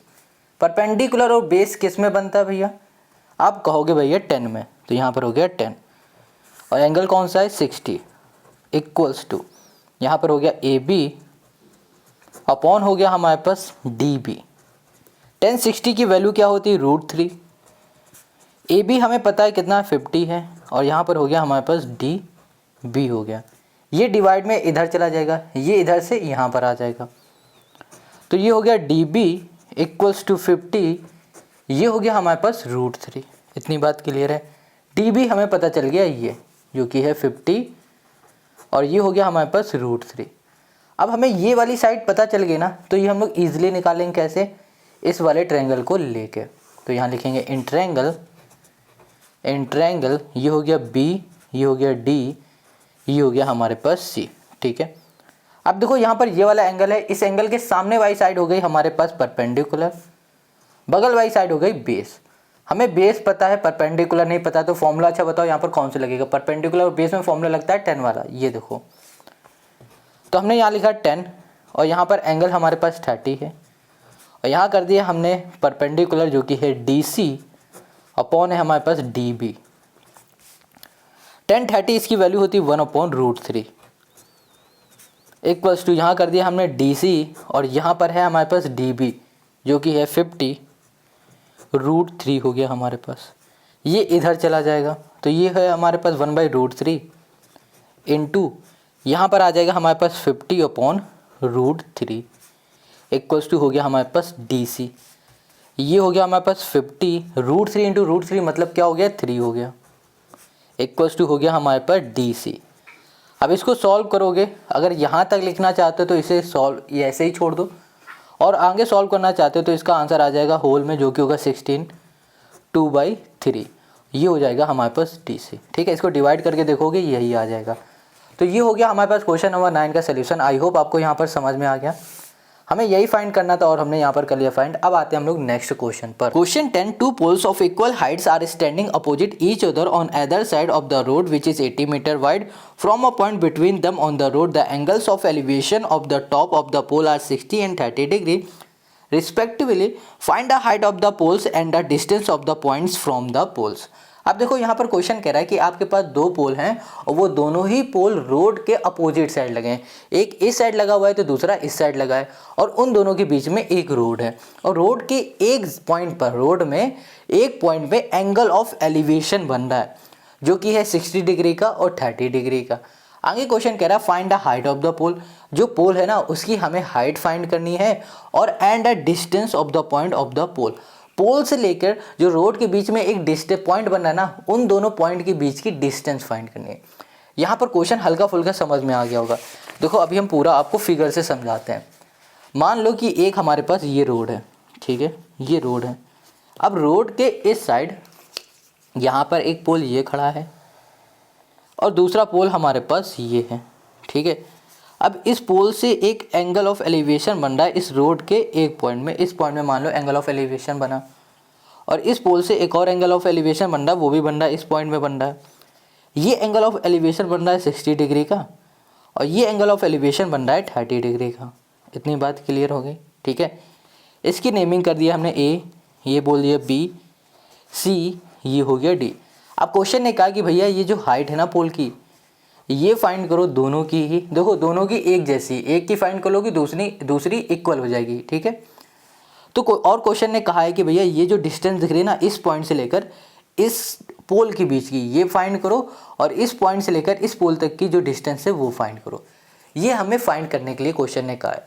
तो सबसे पहले हम लोग क्या करेंगे, हम लोग मान लेते हैं इस पॉइंट का नाम E है और E से लेकर C तक की जो डिस्टेंस है वो x है। टोटल जो डिस्टेंस है वो कितनी है 80 मीटर की है, क्वेश्चन ने बताया। अगर ये x है तो ये वाली कितनी हो जाएगी 80 माइनस x हो जाएगी ना। तो चलो अब इसके आगे कैसे करेंगे वो देखो। अब देखो यहाँ पर ना सबसे पहले हमें हाइट फाइंड करनी है, या फिर इसकी कर लो या फिर इसकी कर लो, दोनों की हाइट एक जैसे ही है, इक्वल है, क्वेश्चन ने ही कहा है। तो हम लेंगे इन ट्रायंगल, हम लोग ले लेते हैं ट्रायंगल ECD, ये वाला ट्रायंगल ले लेंगे। और देखो इस ट्रायंगल की ये वाली हमें एंगल पता है, ये वाला एंगल पता है। इस एंगल के सामने जो साइड होगी वो परपेंडिकुलर और नीचे वाली साइड हो जाएगी बेस। परपेंडिकुलर और बेस किस में होता है 10 वाले में होता है, तो यहाँ लिख दिया हमने 10। यहाँ पर एंगल है 60 का तो यहाँ कर दिया 60 इक्वल्स टू ये हो जाएगा हमारे पास DC और यहाँ पर आ जाएगा हमारे पास EB आ जाएगा, ठीक है। और यहाँ पर 10 60 की वैल्यू क्या होती है भैया √3 लिख दिया। DC को हमने DC बोल दिया और EC हमारे पास क्या है x हमने लेट किया तो ये x हो गया। ये डिवाइड में इधर जाएगा मल्टीप्लाई में, √3x इक्वल्स टू हमें क्या मिल गया DC मिल गया, ठीक है। इतनी बात क्लियर है, हमें कितना मिल गया DC मिल गया √3x।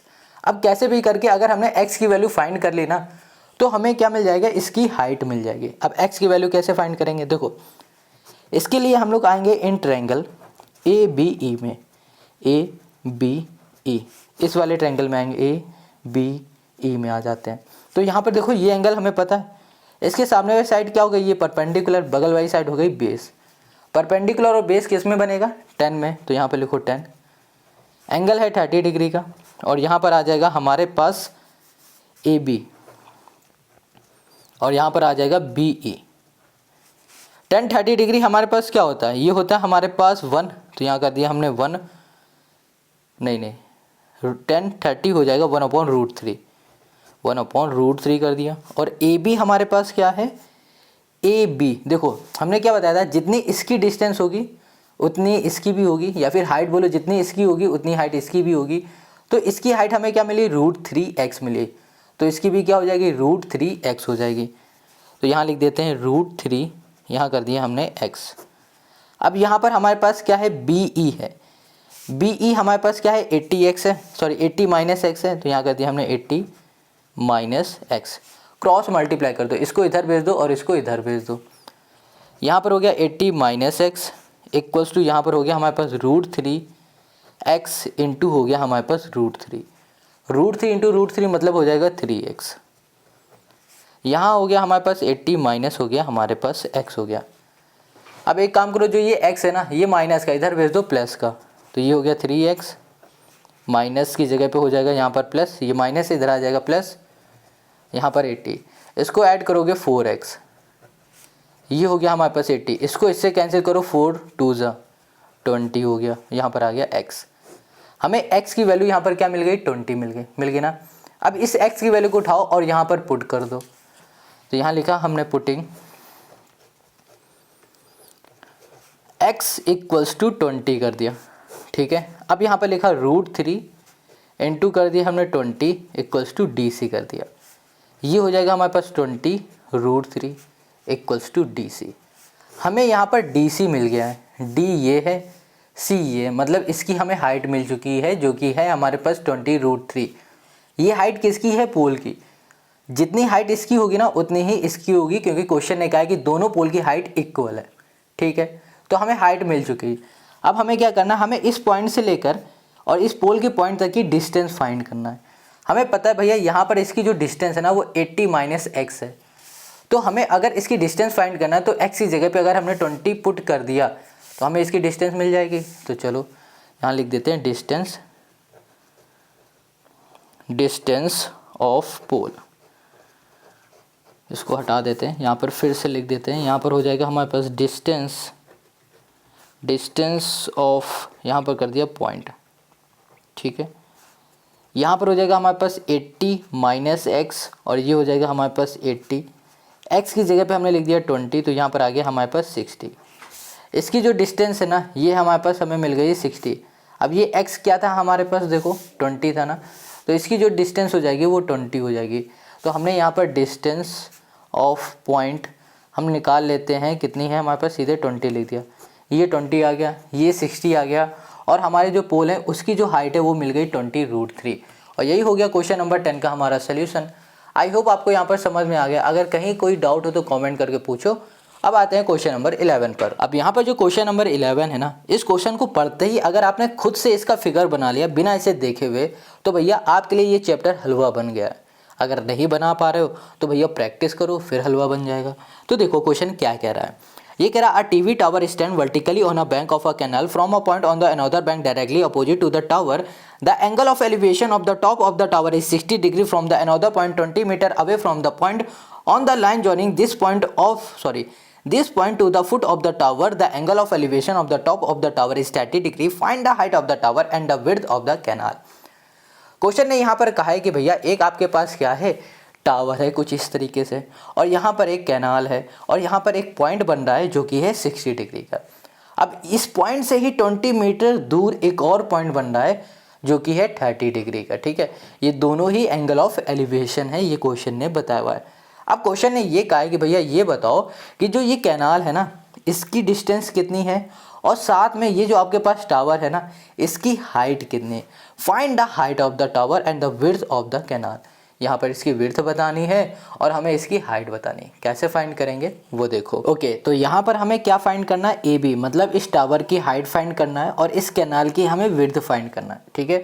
तो सबसे पहले आ जाओ इस वाले ट्रायंगल में, ए बी सी वाले में। तो हमने यहाँ लिखा है इन ट्रायंगल, हमने कर दिया ए बी सी। ये जो ट्रायंगल है ना, इस ट्रायंगल में जो ये एंगल दिख रहा है इसके सामने वाली साइड हो गई परपेंडिकुलर, बगल वाली साइड हो गई बेस। परपेंडिकुलर और बेस किस में बनता है 10 पे, तो यहाँ लिख दिया 10। और ये एंगल है 60 का, 60 इक्वल्स टू ये हो गया ए बी अपॉन हो गया हमारे पास सी डी हो गया, सॉरी सी बी हो गया, ठीक है। 1060 की वैल्यू होती है हमारे पास √3 होती है, इक्वल्स टू यहाँ कर दिया हमने ए बी डिवाइड में हो गया सी बी। सी बी यहाँ पर डिवाइड में इधर जाएगा मल्टीप्लाई में √3 और यहाँ पर आ गया हमारे पास multiply C B equals to A B. अच्छा अब देखो ये जो ए बी आपको हाइट दिख रही है ना, अगर हमें ये फाइंड करना है तो इसको फाइंड करने से पहले हमें यहाँ पर सी बी फाइंड करना पड़ेगा। ये आपको दिख रहा है ना, अगर हमने यहाँ पर सी बी फाइंड कर लिया तो भैया ये भी मिल जाएगा और ये भी मिल जाएगा, क्योंकि यही तो सी बी है ना, विड्थ है ना। तो देखो कैसे करेंगे। अब इसको फाइंड करने के लिए हम लोग आ जाते हैं ट्रायंगल पे। हमने लिखा है इन ट्रायंगल, बड़े वाले पे ट्रायंगल में आएंगे ए बी डी में, ए बी डी में ये एंगल दिख रहा है, इसके सामने वाली साइड परपेंडिकुलर, बगल वाली साइड हो जाएगी ये बेस, ये पूरी, ठीक है। तो यहाँ लिखा हमने 10, यहाँ कर दिया 30 equals to A B upon हमने कर दिया यहाँ पर डी बी कर दिया। इतनी बात क्लियर है। अब यहाँ पर क्या लिखा है 1030 की जो वैल्यू होती है 1/√3 होती है, लिख दो इक्वल्स टू ये है ए बी को हम लोग ए बी लिख देते हैं और यहाँ पर है डी बी। देखो डी ये है, बी ये है। डी बी कैसे बन रहा है, जब 20 में सी डी को ऐड कर दिया, मतलब डी सी में ऐड कर दिया हमने सी बी को, है ना, तभी तो डी बी बन रहा है। पूरा कैसे बनेगा, इसको और इसको ऐड कर दो तब ये पूरा आ जाएगा। तो हम लोग यहाँ पर लिख सकते हैं डी बी की जगह पे D C plus C B, ठीक है। यहाँ लिख दिया 1/√3 इक्वल्स टू कर दिया हमने A B equals to 20 plus हमने कर दिया यहाँ पर सी बी। अब इसका क्रॉस मल्टीप्लाई, इसको इधर भेज दो, इसको इधर भेज दो, तो यहाँ पर हो गया हमारे पास 20 plus C B equals to हो गया हमारे पास, यहाँ कर दिया हमने √3 और यहाँ कर दिया इनटू हमने कर दिया ए बी।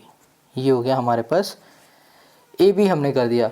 अब देखो जो ये ए बी है ना, इस ए बी की वैल्यू क्या हमने अभी निकाली है, √3 सी बी निकाली है। तो इस ए बी की जगह पे हम लोग ये पुट कर देते हैं, चलो डायरेक्ट यहीं पे कर देते हैं, इसे हटाते हैं। यहाँ लिख दिया √3 इंटू कर दिया हमने सी बी। इसको सॉल्व करेंगे, √3 इंटू √3 मतलब 3 सी बी आ गया। अब यहाँ पर है 20, ये सी बी प्लस का इधर आ जाएगा माइनस का सी बी हो गया, यहाँ पर हो गया 2 सी बी, ठीक है। अब यहाँ पर है 20, ये मल्टीप्लाई में है 2, इधर आ जाएगा डिवाइड में, तो यहाँ पर हो गया 20/2 इक्वल्स टू हो गया सी बी। इसको सॉल्व करोगे तो यहाँ पर आ गया 10, ये हो गया सी बी। हमें सी बी की वैल्यू मिल चुकी है यहाँ पर 10, ठीक है। सी बी मतलब है ये विड्थ, हमें विड्थ फाइंड करनी थी ना कैनाल की, हमें मिल गई है जो कि है 10। अब हमें क्या करना है कि देखो यहाँ पर सी बी अगर हम लोग पुट कर देंगे ना, हमें ए बी मिल जाएगा। तो हमने यहाँ पे लिखा पुटिंग, यहाँ कर दिया putting C B equals to 10, got it, ये हमने कर दिया। तो ये हो गया √3 into 10 equals to A B. तो हमें यहाँ पर ए बी की वैल्यू मिल जाएगी जो कि है 10√3। देखो ये ए बी क्या था, ये हाइट थी ना ये इसकी, तो हमें हाइट मिल गई है कि कितनी 10√3 और ये विड्थ मिल गई हमें कितनी 10, ठीक है। आप चाहो तो यहाँ पर इसको ऐसे लिख दो, हाइट ऑफ, यहाँ कर दिया टावर इक्वल्स टू हो गया हमारे पास 10√3 और ये मीटर में दिया, मीटर कर दो, और हमें विड्थ पता चल गई ना, width of canal equals to हो गया 10 मीटर। बस हमें यही सॉल्व करना था और यही हो गया क्वेश्चन नंबर 11 का हमारा सोल्यूशन। समझ में आ गया, कितना सिंपल है। अब आ जाओ क्वेश्चन नंबर 12 पर। Question 12, from the top of a 7 metre high building the angle of elevation of the top of a cable tower is 60 degree and the angle of depression of its foot is 45 degree, determine the height of the tower. Question ये कह रहा है कि भैया आपके पास एक building है और उसकी जो हाइट है वो है 7 मीटर की, और जो ये बिल्डिंग है ना उसके सामने ही आपके पास एक केबल टावर है, और बिल्डिंग के टॉप से एक एंगल ऑफ एलिवेशन बन रहा है जो कि है 60 डिग्री का, और उसी के टॉप से एक एंगल ऑफ डिप्रेशन बन रहा है जो कि है 45 डिग्री का। तो जनाब ये बताओ कि जो हमारे पास टावर है ना, केबल टावर, उसकी हाइट क्या होगी। क्वेश्चन समझ में आ गया। अब इसके फिगर को समझो। पहले यहाँ पर सबसे पहले एक हम लोग टावर बना लेते हैं। ये है हमारे पास टावर, तो हमेशा याद रखना जो टावर होगा ना वो बिल्डिंग से बड़ा ही होगा। ये टावर हो गया और यहाँ पर हमने बना दिया बिल्डिंग, ठीक है। अब क्वेश्चन ने क्या कहा था कि जो बिल्डिंग है ना, बिल्डिंग के टॉप पे एंगल ऑफ एलिवेशन बन रहा है। तो यहाँ पर हमने एक एंगल ऑफ एलिवेशन बना दिया। देखो बिल्डिंग ये है, बिल्डिंग के सामने एक हॉरिजॉन्टल लाइन हमने बना दी। अब यहाँ पर बन रहा है एंगल ऑफ एलिवेशन, ठीक है। अब क्वेश्चन ने ये कहा था कि इसी के टॉप में बन रहा है एंगल ऑफ डिप्रेशन। यहाँ पर बना दिया हमने एंगल ऑफ डिप्रेशन, ठीक है, इसी के टॉप में। और जो एंगल ऑफ डिप्रेशन बनता है ना, वो हॉरिजॉन्टल लाइन की तरफ बनता है, जो कि ये दिख रही है आपको। तो ये जो एंगल है ये हो जाएगा हमारे पास 45 डिग्री का, जो कि क्वेश्चन ने कहा था, और ये हो जाएगा हमारे पास 60 डिग्री का, जो कि क्वेश्चन ने कहा था। ये बन गया हमारा फिगर। अब इसकी नेमिंग कर देते हैं। ये हो गया ए, ये हो गया बी, ये हो गया सी, ये हो गया डी, और ये हो गया हमारे पास ई। अब क्वेश्चन ने हमें ये बताया था कि जो हमारे पास बिल्डिंग है ना, इस बिल्डिंग की जो हाइट है वो 7 मीटर है। अब ध्यान से देखना, ये हमारे पास क्या है, ये एक हॉरिजॉन्टल लाइन है, ठीक है, और ये हमारे पास हॉरिजॉन्टल लाइन है। तो भैया ए जो है ना, ये पैरेलल है BC के, ठीक है, ये वाली लाइन पैरेलल है BC के। तो भैया ये वाला एंगल और ये वाला एंगल हो जाएगा हमारे पास अल्टरनेट एंगल, और अल्टरनेट एंगल आपस में इक्वल होता है। ये 45 है तो ये भी हो जाएगा 45 डिग्री। अब देखो हमें ये वाला एंगल पता चल गया, ये वाली साइड पता है। अब कैसे भी करके अगर हमने ये वाला साइड पता कर ली ना, तो भैया ये क्वेश्चन ईजी से आसान हो जाएगा। अब कैसे पता करना है वो देखो, तो यहाँ पर ले लेंगे हम लोग ट्रायंगल ABC। यहाँ लिखा है इन ट्रायंगल AB, ये हो गया C, ठीक है, ABC ट्रायंगल ले लिया। अब देखो ये एंगल है, इसके सामने वाली साइड हो गई परपेंडिकुलर और बगल वाली साइड हो गई बेस। हमें ये साइड पता करना है, ये साइड हमें पता है। तो परपेंडिकुलर और बेस किस फॉर्मूले में आता है, ये 10 के फॉर्मूले में आता है। तो हमने लिखा यहाँ पर 10, थीटा की जगह पे हमने लिख दिया 45 डिग्री, इक्वल्स टू कर दिया हमने AB और डिवाइड में कर दिया हमने यहाँ पर BC। 10 45 डिग्री की वैल्यू क्या होती है भैया, आप कहोगे 1, तो यहाँ कर दिया 1। AB हमारे पास 7 है और यहाँ पर हो गया हमारे पास BC हो गया, ये डिवाइड में इधर चला जाएगा मल्टीप्लाई में, तो यहाँ पर हो गया BC इक्वल्स टू हमने कर दिया 7, ठीक है। हमें यहाँ पर BC मिल चुका है, इतनी बात क्लियर हो गई। यहाँ लिख दिया हमने 7 सेंटीमीटर है। अब देखो ये वाली जो लाइन है ना, ये लाइन इसके पैरेलल है, तो इसका मतलब ये दोनों आपस में इक्वल होंगे। तो हम लोग बोल सकते हैं जो BC है वो बराबर है AE के, ठीक है। तो हमारे पास जो AE है ना, ये भी हो जाएगा हमारे पास 7 मीटर का, क्लियर, ये भी 7 मीटर हो जाएगा। अब देखो यहाँ पर जो हमारे पास AB है ना, ये बराबर हो जाएगा इसके, क्योंकि ये भी पैरेलल है इसके, तो ये हो जाएगा हमारे पास 7 मीटर। तो ये भी हम लोग बोल सकते हैं कि हमारे पास जो CE है ये भी है हमारे पास 7 मीटर का। हमें क्या फाइंड करना था, इस टावर की हाइट फाइंड करनी थी। तो देखो हमें EC तो पता चल गया है, अब हमें क्या करना है, अब हमें DE सिर्फ फाइंड करना है। तो DE फाइंड करने के लिए हम लोग ट्रायंगल ले लेंगे ADE वाला। तो यहाँ लिखेंगे इन ट्रायंगल A हमने कर दिया, D कर दिया और कर दिया हमने यहाँ पर A। इसमें हम लोग क्या कर सकते हैं, देखो यहाँ पर हमें पता है ये वाला एंगल और इसके सामने वाली साइड हो गई परपेंडिकुलर और यहाँ पर हो गया बेस। बेस पता है, परपेंडिकुलर हमें अब फाइंड करना है। तो इसके लिए क्या करो, यहाँ पर tan थीटा वाला फॉर्मूला लगा दो। तो यहाँ लिखा हमने 10, थीटा की जगह पे कर दो 60, इक्वल्स टू हो जाएगा हमारे पास DE अपॉन हो गया हमारे पास AE हो गया। 10 जो 60 है ना, 10 60 की वैल्यू क्या होती है, 10 60 की वैल्यू आप बताओगे √3, तो √3 लिखो। DE हमें पता नहीं, इसको ऐसे ही लिखो। और AE क्या है, AE भैया 7 है, तो 7 ये डिवाइड में इधर चला जाएगा मल्टीप्लाई में, तो 7 √3 इक्वल्स टू हो गया DE। अब देखो हमने DE भी फाइंड कर लिया है, ये DE है ना, ये 7 √3 है। अब हमें क्या फाइंड करना था, इसकी हाइट फाइंड करनी थी। ये भी पता है, ये भी पता है, इन दोनों को ऐड कर देंगे तो हमें इसकी हाइट पता चल जाएगी। तो यहाँ लिखेंगे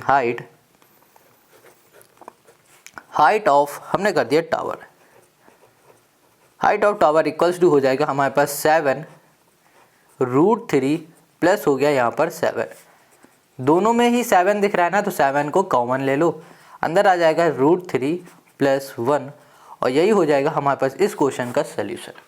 आई होप आपको समझ में आ गया, ठीक है। अब आते हैं क्वेश्चन नंबर 13 पर। Question 13, as observe from the top of a 75 metre high lighthouse from the sea level the angle of depression of 2 ship are 30 degree and 45 degree. If one ship is exactly behind the other one of the same side of the lighthouse, find the distance between the 2 ship. देखो यहाँ पर जो question आ रहे हैं ना, जैसे कि यहाँ पर 12 अभी हम लोगों ने किया, 13 क्या, ये दोनों ही हमारे जो क्वेश्चन है ना ये एंगल ऑफ डिप्रेशन वाले आ रहे हैं। तो ये इंपॉर्टेंट क्वेश्चन लिख लेना, ठीक है, इसको भी इंपॉर्टेंट बनाओ और इसको भी इंपॉर्टेंट बना लेना। अब क्वेश्चन को समझो। क्वेश्चन कह रहा है कि भैया एक आपके पास लाइट हाउस है, ये रहा हमारा लाइट हाउस, ठीक है। इस लाइट हाउस की जो डिस्टेंस है वो 75 मीटर है, या फिर बोलो इसकी जो हाइट है वो 75 मीटर है। डिस्टेंस नहीं, हाइट बोलेंगे इसकी, ठीक है। अब क्वेश्चन ये कह रहा है कि यहाँ पर एक कोई बंदा खड़ा है, वो ऑब्जर्व कर रहा है कि एक शिप यहाँ पर है, एक शिप यहाँ पर है, और जो हमारे पास एंगल ऑफ एलिवेशन बन रहा है ना इस वाली शिप का, वो बन रहा है 30 degree, sorry angle of depression बन रहा है। तो एंगल ऑफ डिप्रेशन बनाने के लिए यहाँ पर इस पे हम लोग बनाएंगे एक लाइन जो कि होगी हॉरिजेंटल लाइन, और ये होगा हमारे पास एंगल ऑफ डिप्रेशन जो कि होगा 30 डिग्री का, ठीक है। इसको ये इसने देखा तो यहाँ पर एंगल ऑफ डिप्रेशन बन गया 30 डिग्री का। फिर इस वाली शिप को इसने देखा तो यहाँ पर एंगल ऑफ डिप्रेशन बन जाएगा 45 डिग्री का। ये बन गया हमारे पास 45 डिग्री का एंगल ऑफ डिप्रेशन। अब क्वेश्चन कह रहा है कि भैया ये शिप जो है और जो ये शिप है, इन दोनों शिप के बीच की डिस्टेंस क्या है ये फाइंड करके हमें बता दो, ठीक है। बहुत सिंपल क्वेश्चन है। सबसे पहले इसकी नेमिंग कर लेते हैं।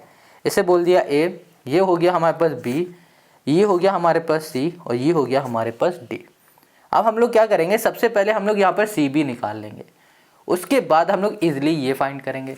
बट बात यहाँ पर आती है, हमारे पास तो एंगल यहाँ पर दिए गए, फिर कैसे हम लोग फाइंड करेंगे। बहुत सिंपल है।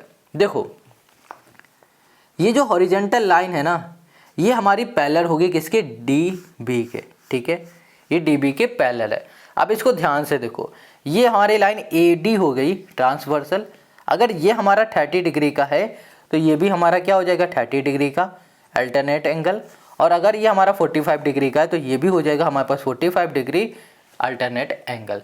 तो ये भी एंगल मिल गया, अब ये भी एंगल मिल गया। अब इसकी हेल्प से ये साइड निकालेंगे, फिर इसकी हेल्प से ये पूरा निकालेंगे। कैसे करेंगे वो देखो। तो यहाँ पर आपने फिगर को समझ लिया ना, अब इसके सोल्यूशन को समझो। तो सबसे पहले हम लोग लेंगे ट्रायंगल, कौन सा, ए सी बी वाला, या फिर बोलो ए बी सी वाला ट्रायंगल ले लिया।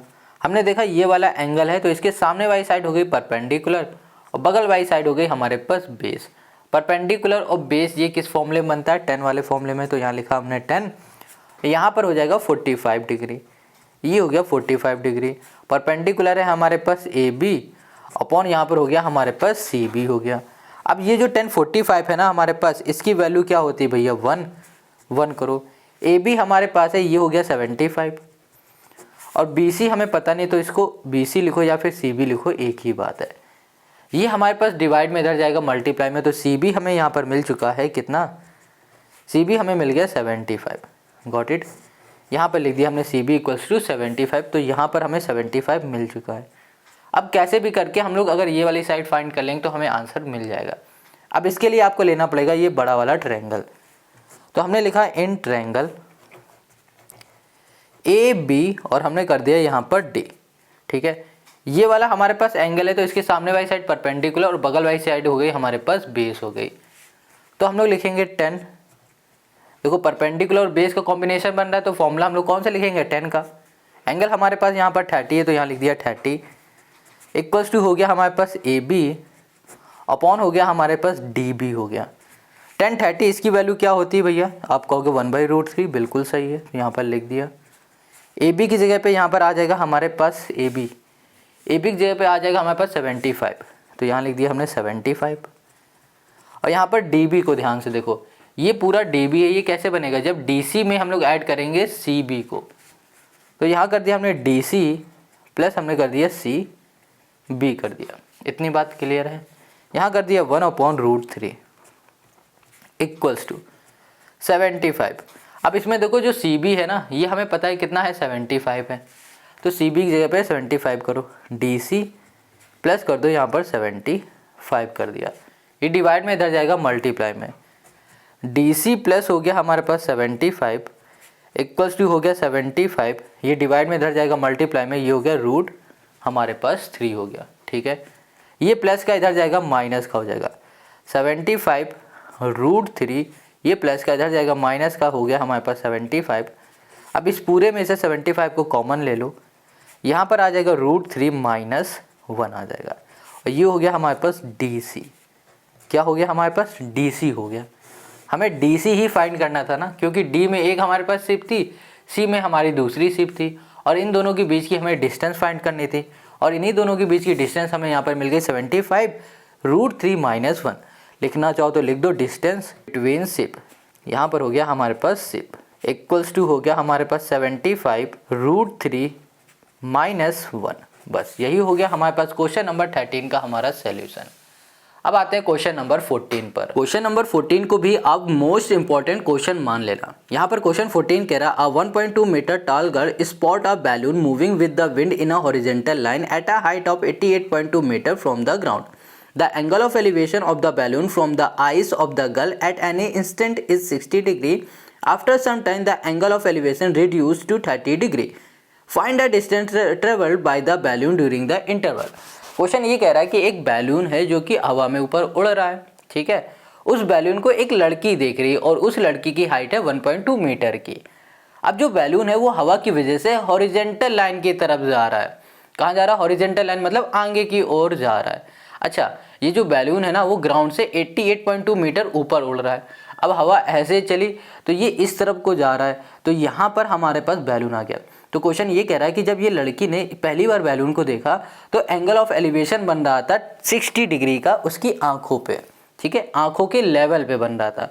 फिर जब उसने बैलून को आगे देखा दूसरी बार इस पॉइंट में, तो एंगल ऑफ एलिवेशन उसकी आंखों में बन रहा था, आंखों के पास, आंखों की लेवल में बन रहा था 30 डिग्री पे, ठीक है।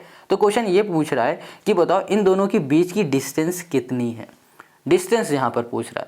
अब डिस्टेंस कैसे फाइंड करेंगे वो देखो, क्वेश्चन समझ में आ गया ना, बहुत इंपॉर्टेंट क्वेश्चन है। अब इसकी डिस्टेंस कैसे फाइंड करनी है वो देख लो। क्वेश्चन को सॉल्व करने से पहले एक इंपॉर्टेंट चीज और देख लो। क्वेश्चन ने ये कहा था जो ये लड़की है ना, इस लड़की की जो हाइट है वो है 1.2 मीटर की। कितनी है? 1.2 मीटर की। अब क्वेश्चन ने ये बताया था कि जो हमारा बैलून है ना ये कितने ऊपर उड़ रहा है ज़मीन से। ये हो गई ज़मीन, ग्राउंड हो गया ये, ठीक है, ये ग्राउंड हो गया पूरा। अब इस ग्राउंड से इसकी जो हाइट है वो 1.2 है। अब इसकी जो हाइट है वो है 8.2 है, ठीक है। हमें क्या करना है, हमारा जो एंगल ऑफ एलिवेशन बन रहा है वो इसकी आंखों में बन रहा है, तो हम लोग इतनी हाइट लेके काम करेंगे F से लेकर E तक की, बस, इससे ज़्यादा नहीं लेंगे। तो यहाँ पर हमें पता है कि भैया पूरी हाइट अगर 8.2 है और इतनी हाइट 1.2 है, ये देखो 1.2 है। अगर हमें ये निकालना है तो क्या करेंगे, इस पूरे में से ये माइनस कर देंगे तो हमें ये मिल जाएगा ना। तो वैसे ही यहाँ पर लिखो कि हमारे पास जो FE है ये बराबर हो जाएगा किसके, 88.2 माइनस कर देंगे 1.2 से, तो हमें FE मिल जाएगा। FE इक्वल्स टू हमें यहाँ पर मिल जाएगा 87 मिल जाएगा, ठीक है। ये हो गया इतना 87। Got it? समझ में आ गया? चलो अब हमें क्या करना है, इन दोनों के बीच की डिस्टेंस फाइंड करनी, मतलब यहाँ से इस पॉइंट से लेकर इस पॉइंट तक की हमें डिस्टेंस चाहिए। ये पूरी कैसे निकालेंगे सोचो ज़रा। सबसे पहले एक काम करते हैं कि हम लोग ये पूरा बड़ा वाला ले लेते हैं, ठीक है, या फिर छोटा वाला ले लो, कोई भी एक ले लो। हम ले लेते हैं यहाँ पर A और ले लेते हैं यहाँ पर C D, ये छोटा वाला ले लेते हैं। चलो यहाँ पे लिखा इन ट्रायंगल ACD हमने ले लिया। ये जो ट्रायंगल है ना, इस ट्रायंगल को ध्यान से देखो, ये वाला एंगल है 60, इसके सामने वाली साइड ये DC, ये हो गई परपेंडिकुलर, और ये वाली साइड हो गई हमारे पास बेस हो गई। तो यहाँ पर देखो परपेंडिकुलर बेस का कॉम्बिनेशन बन रहा है, तो हम लोग यहाँ पर फॉर्मूला किसका लगा देंगे, 10 का। तो यहाँ लिखा हमने 10, एंगल कितना है 60 है, यहाँ कर दिया 60 degree equals to DC upon कर दिया हमने AC कर दिया, ठीक है। 10 60 जो है ना इसकी वैल्यू होती है √3, और यहाँ पर DC पता है हमें नहीं, DC हाँ DC हमें पता है। देखो ये FE जितना होगा ना उतना ये DC होगा। ये कितना है 87, तो ये भी क्या होगा 87, ठीक है। यहाँ पर कर दिया हमने 87। अच्छा ये पता है ये 87 क्यों है, देखो ये भी बैलून है, ये भी बैलून है। अगर ये इसकी हाइट ग्राउंड से 88.2 है तो इसकी भी हाइट ग्राउंड से 88.2 होगी, ठीक है।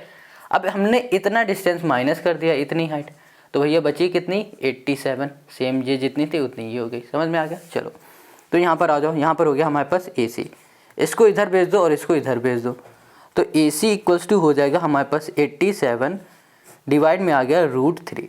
देखो डिवाइड में रूट है, हमें रूट हटाना है, तो रूट हटाने के लिए भैया ऊपर भी मल्टीप्लाई कर दो नीचे भी मल्टीप्लाई कर दो, तो यहाँ पर आ जाएगा 87√3 बाई आ गया हमारे पास 3 आ गया। 3 से कैंसिल करो, 3 2 जा 6, 3 9 जा 27, तो यहाँ पर AC हमें मिल गया 29√3 मिल गया।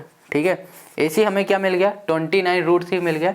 AC हमारे पास कहाँ है, A ये C ये है, इतना मिल गया।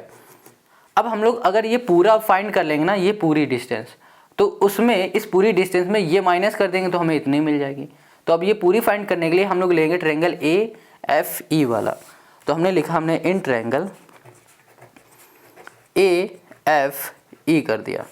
अब इस ट्रायंगल में हम लोग क्या करेंगे, यहाँ पे लिखेंगे सबसे पहले देखो ये वाला एंगल बन रहा है, इसके सामने वाली साइड हो गई ये जो कि परपेंडिकुलर है, और इसके नीचे वाली साइड हो गई ये पूरी बेस, ये पूरी बेस। परपेंडिकुलर और बेस किस में बनता है, किस फॉर्मूले में आता है, 10 वाले में। तो यहाँ लिखो 10, और एंगल कितना है 30 डिग्री का, 30 डिग्री इक्वल्स टू परपेंडिकुलर है हमारे पास FE, बेस है हमारे पास AE है। ठीक है, चलो, और 10 30 हमारे पास कितना हो जाएगा 1/√3, 1/√3। FE देखो कितना है 87 है, तो यहाँ पर कर दिया हमने 87।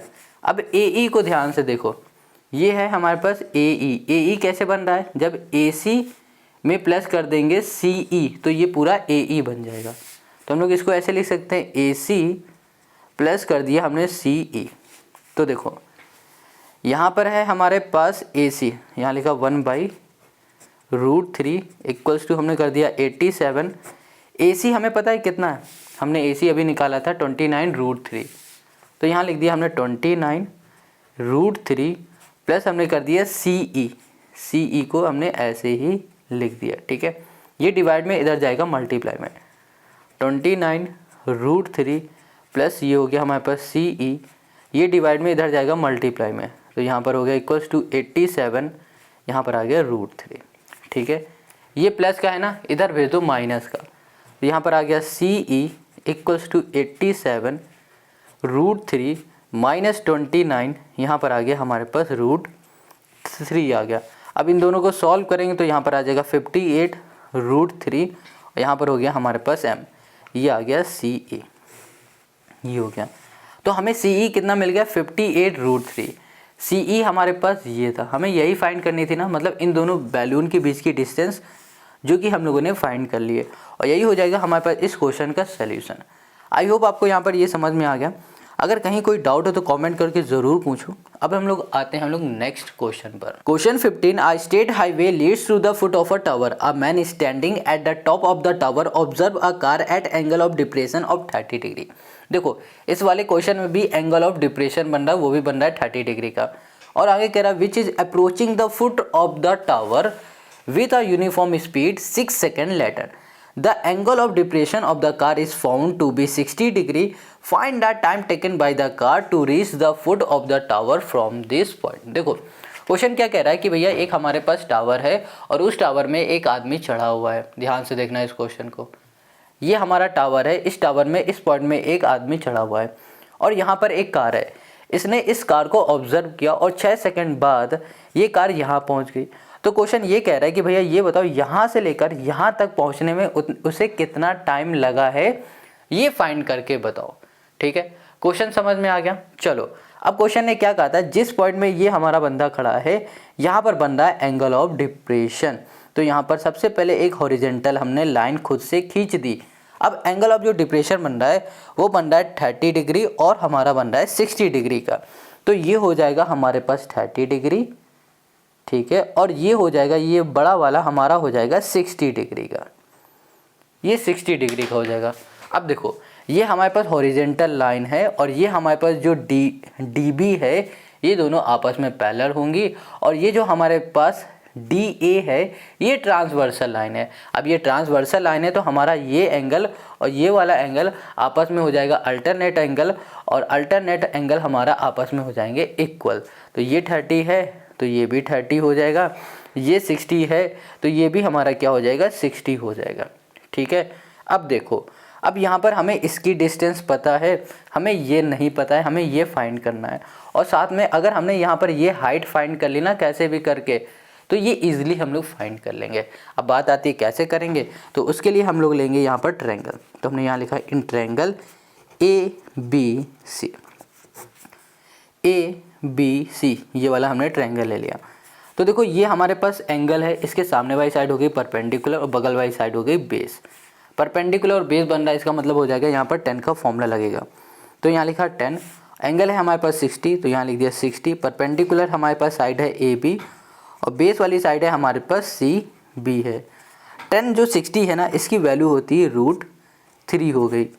ए बी को हम लोग ए बी ही लिख देते हैं और यहाँ पर जो सी बी है ना, सी बी इसको यहाँ लिख दिया। सी बी देखो डिवाइड में इधर जाएगा मल्टीप्लाई में, √3 हो गया हमारे पास सी बी इक्वल्स टू हो गया हमारे पास ए बी। ये हमने यहाँ पर ऐसे ही लिख के छोड़ दिया, ठीक है।